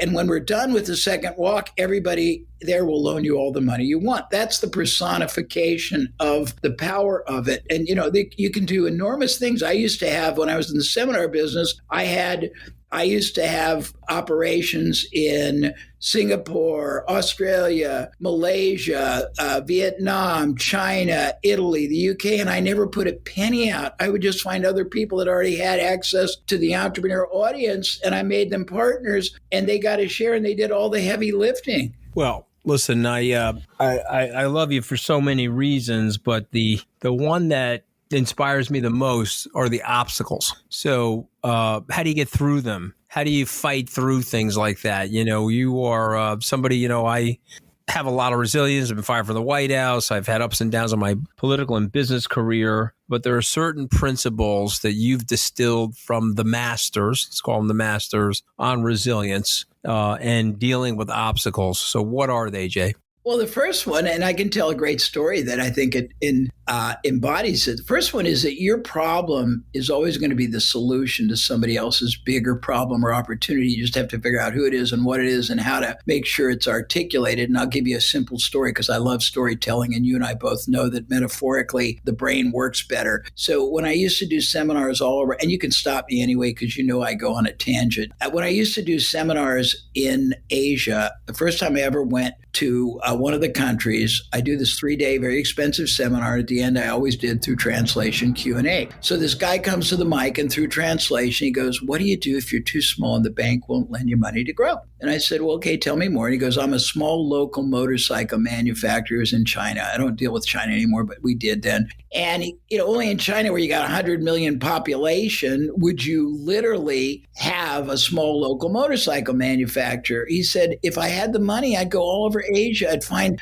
a city, open a big factory, hire salespeople in every country, recruit dealers." And I said, "Okay, what's the problem?" And he got very frustrated through translation and went, "I told you they won't loan me money." I said, "You don't need money. You just need to figure out what you're the solution to. Go all over Asia, find somebody who's got a complementary business that's not competitive, but has already got a huge factory that's underutilized, has salespeople, has dealers, and partner with them." And it took me 2 minutes. The next time I came back a year later, he comes to the mic. I'm trying to underscore my point. I hope I'm not being tangential. He said, "I did what you said." I said, "What'd you do?" He goes, "I went there. I went all over Asia. When I got to Malaysia, KL, I found the largest lawnmower manufacturer. They had a huge factory, underutilized second shift. We made a deal. I had to bring tools and dies. It's just the metal that forms the parts that make the assembly that produces the product." And he said they had representation in 10 countries. They had offices, they had salespeople, they had thousands of dealers. He said, in our first year together, we both netted $20 million apiece. So the first thing is slow down.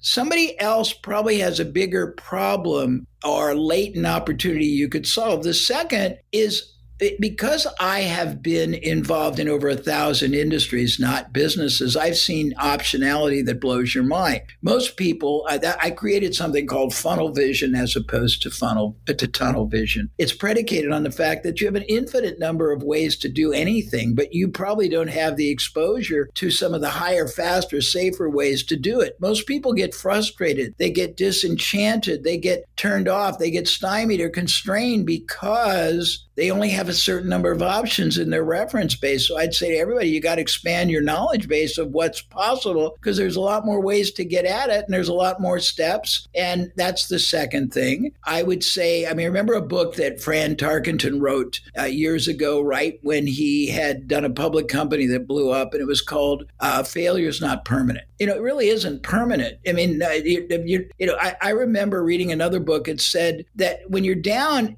you're only down for the count if that's the way you want to be. You have free will, and there's plenty of ways.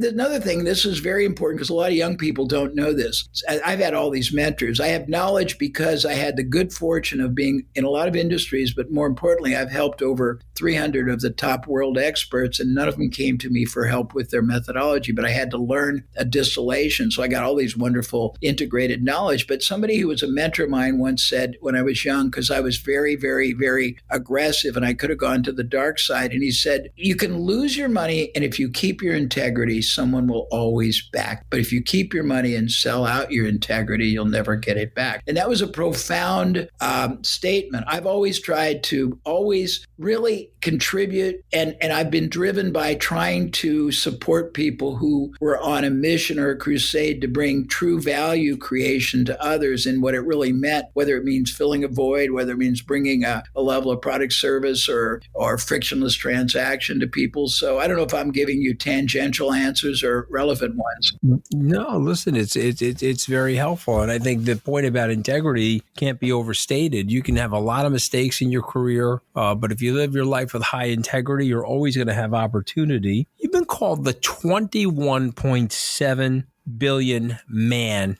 Let's go there. What is that about? Tell us about exit strategies. Okay, well, it is actually, it was years ago we tried to calculate and we just rounded down because rounding down is neater than rounding up. It's probably 50 or 100 billion now, but we tried to conservatively estimate the people we knew we had impacted, and we tried to very conservatively compound it and then discount it for the ones that probably didn't sustain it, were out of business. I've had a blessed career. I've been all over the world, figuratively, not to every country. I've been involved in about every conceivable kind of industry, and I've had impact and very it's a great pride. I've probably impacted, lots and lots of experts, lots and lots of consultants, lots of entrepreneurs. It's funny because I was in New York a couple of months ago, and I was helping a client of mine. You're going to laugh. It's the largest duck provisioner in the country. They do $250 million of ducks to all the Asian restaurants, 80% of Asian and about 70% of the Michelin. And he grew from 30 to 250 million using 5 concepts. We have lots of stories like that. And we wanted something that would shock people's attention. Back at Exits, just to stay with the book, because you're being very, very respectful and honoring my side of it. The book is all about the fact that if you go at the conventional, by the way, if you do it right through acquisition, you can take a business that has got a low multiple, you can blow it up both in earnings and volume and take it to a much higher multiple level. And, I've got a client of mine, they got dental practices. He's done what a DSO does, or is it DSO? He basically buys individual ones for a low multiple. He puts it in with his group of 40, and all of a sudden he's just raised the multiple X times. We did something really hilarious one time. I was doing something with Tony Anthony. You'll get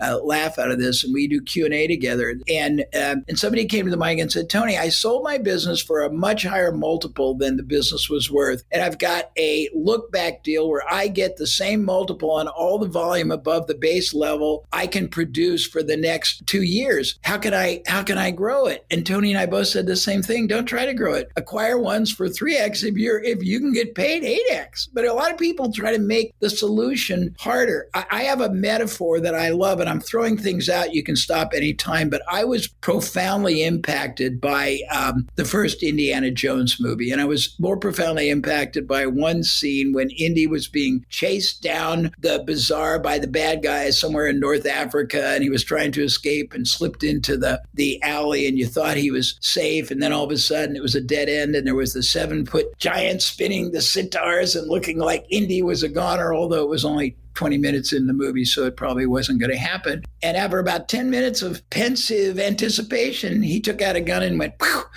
Stop that shit." And I think it's really important that you have options. You can change the game anytime you want. Okay, here's how Miro works. See, it's amazing. What's everyone doing at David's desk? Ever since marketing started using Miro's collaborative online whiteboard, he thinks all our other teams should sign up. Why? He says Miro's making his meetings disappear. And if every team gets on it, that means even less meetings. They're using Miro for brainstorms, mind maps, customer research. So could we use Miro instead of having another 100 meetings for every round of feedback? Yep. You can comment, react to ideas, even leave a recording on the board. And what about presentations? There are Miro templates for that.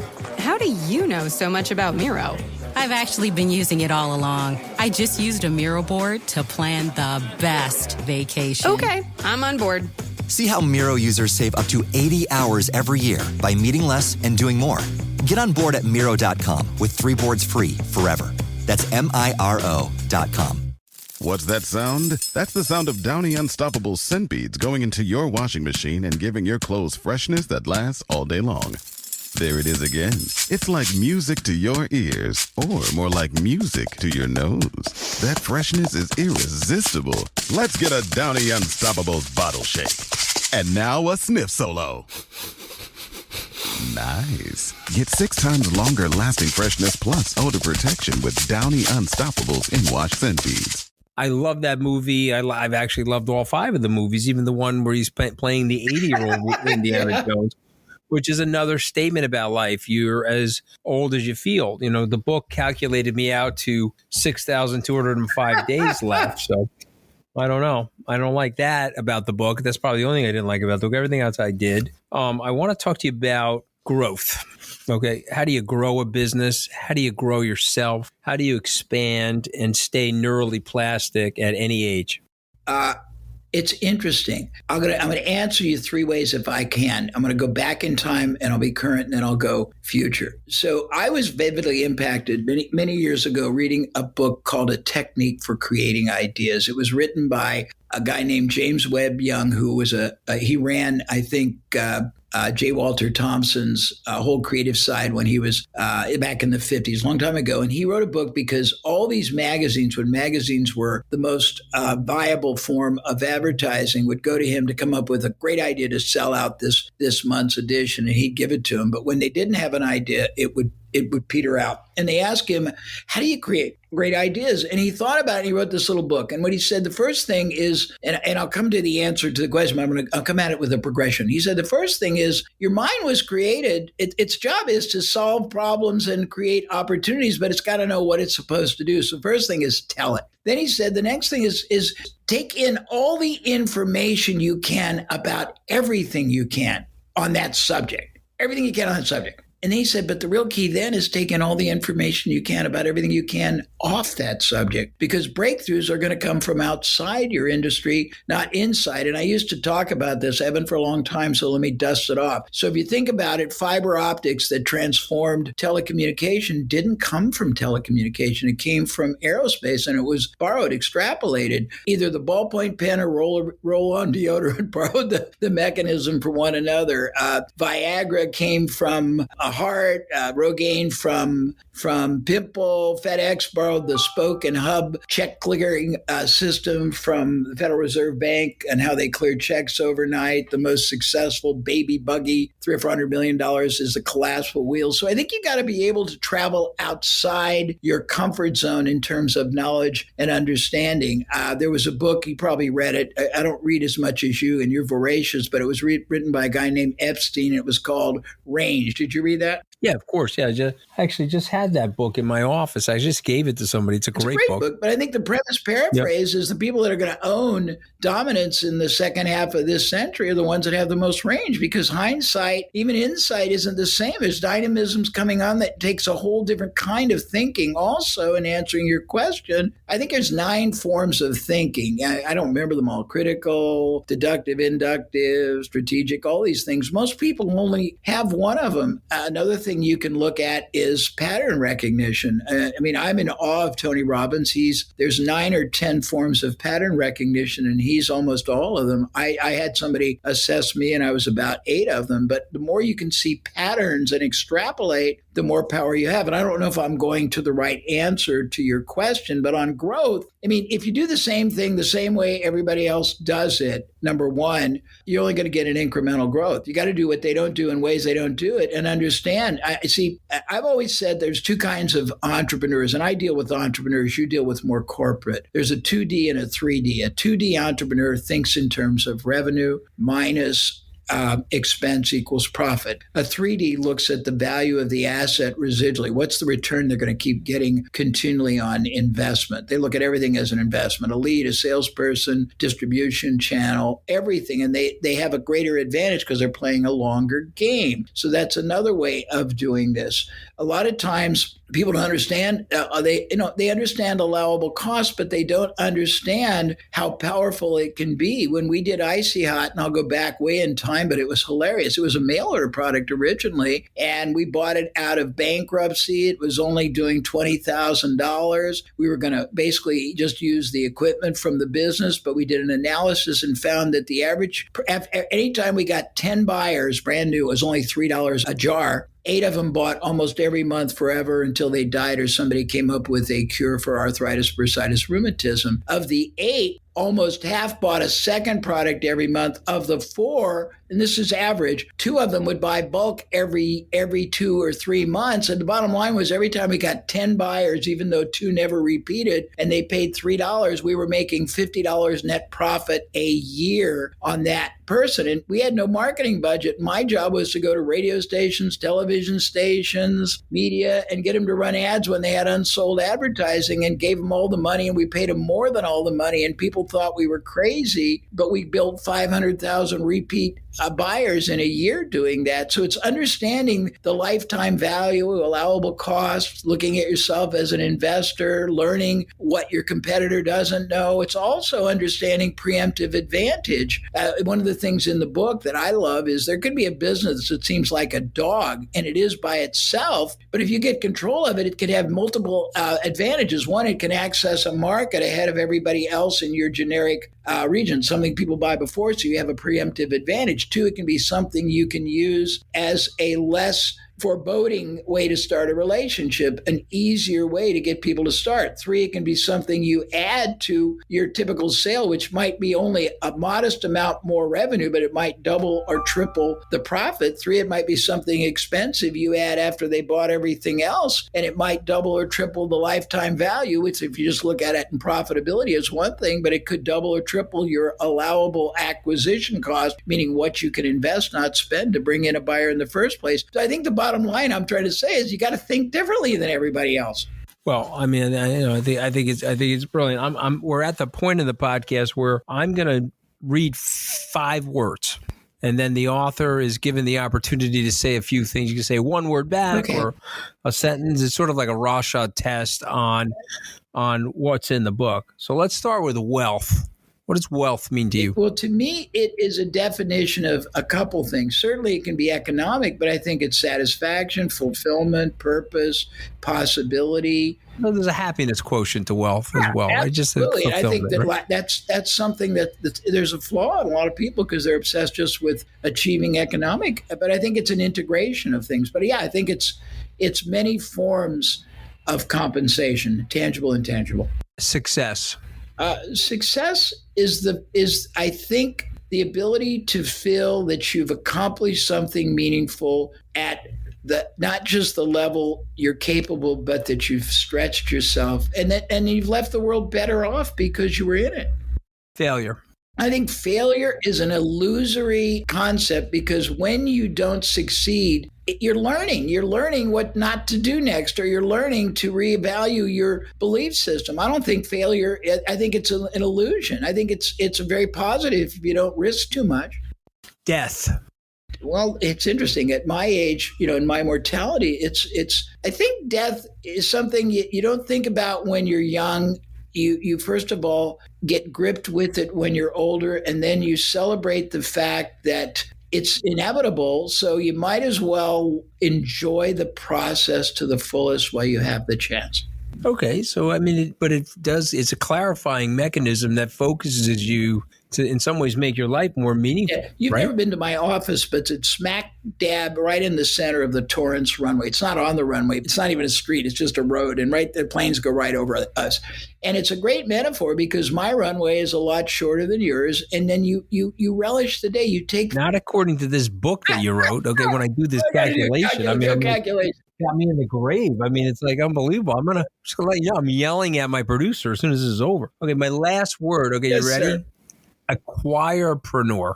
Yeah, an acquirepreneur is a definition that we have given to somebody who doesn't try to start from scratch, but they grow at an outsized, almost an exponential level through acquisition of businesses, resources, assets, and knowledge. But it's about really recasting how you see yourself and the way you create success. And I don't know if you read it. The subtitle of the book is How to Create the Income or Wealth of a Lifetime Every 3 to 5 years. And the hypothesis is, why work a whole lifetime and have X when you can have multiples of X, and every 3 or 5 years you can get what you would normally get in that duration. So I think it's designed to dramatically shift your worldview. Did I mention failure already? I mentioned failure, right? Talk about it some more? No, I like the failure. I love you on failure, by the way. The fact that it's like not permanent. You know what I mean? I just love that whole messaging related to failure, because ultimately that's it. I mean, my message, if I could go back in time, or let's say I was in a classroom setting and I said to somebody, well, what was the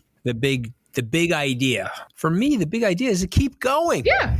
Remember what Churchill said? When going through hell, keep going. Yeah. That's all you got to do. Just keep moving, right? Yeah. And what do you say? Never, never, never give up. I mean, I think people they take it as a personal effrontery. It's you made a one of the things that I learned a long time is if the assumption driving something is wrong, that everything flows from it wrong. But if you rethink it and say, okay, what did I learn from that? What am I not going to do that way? What did where did I err in my assumption? I think everything is a growth opportunity, and if you do that, I mean, you celebrate living at a much more. It makes it intoxicating and far more liberating and fun, don't you think? Totally agree with you. You know, listen, you're a man of the ages, man of letters, brilliant guy, lots of fun to talk to. Title of the book is Business Wealth Without Risk: How to Create a Lifetime of Income and Wealth Every 3 to 5 Years. And it's fabulous. I look forward to spending much more time with you, Jay, and congratulations again on the book.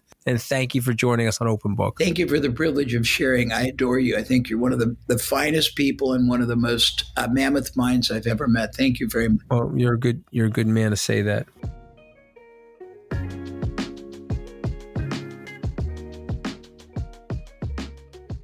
So there you have it from Jay Abraham, a fount of knowledge, a success guru, a wealth building guru, a business entrepreneur, but above all else, what I love most about Jay is he's actually a teacher. And as we see out 2023 and the start of the new year, get thinking about that business idea or thing you've been putting off doing. I think Jay's message is you can have a lot of fun and be creative and make money.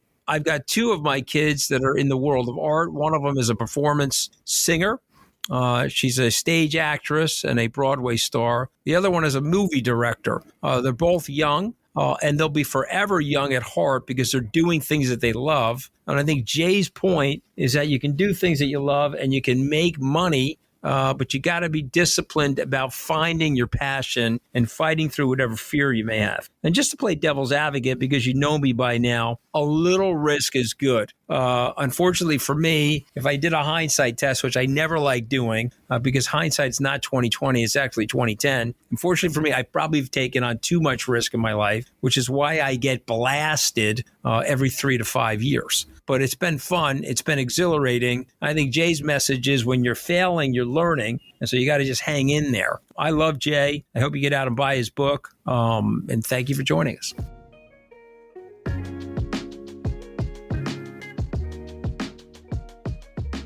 You ready?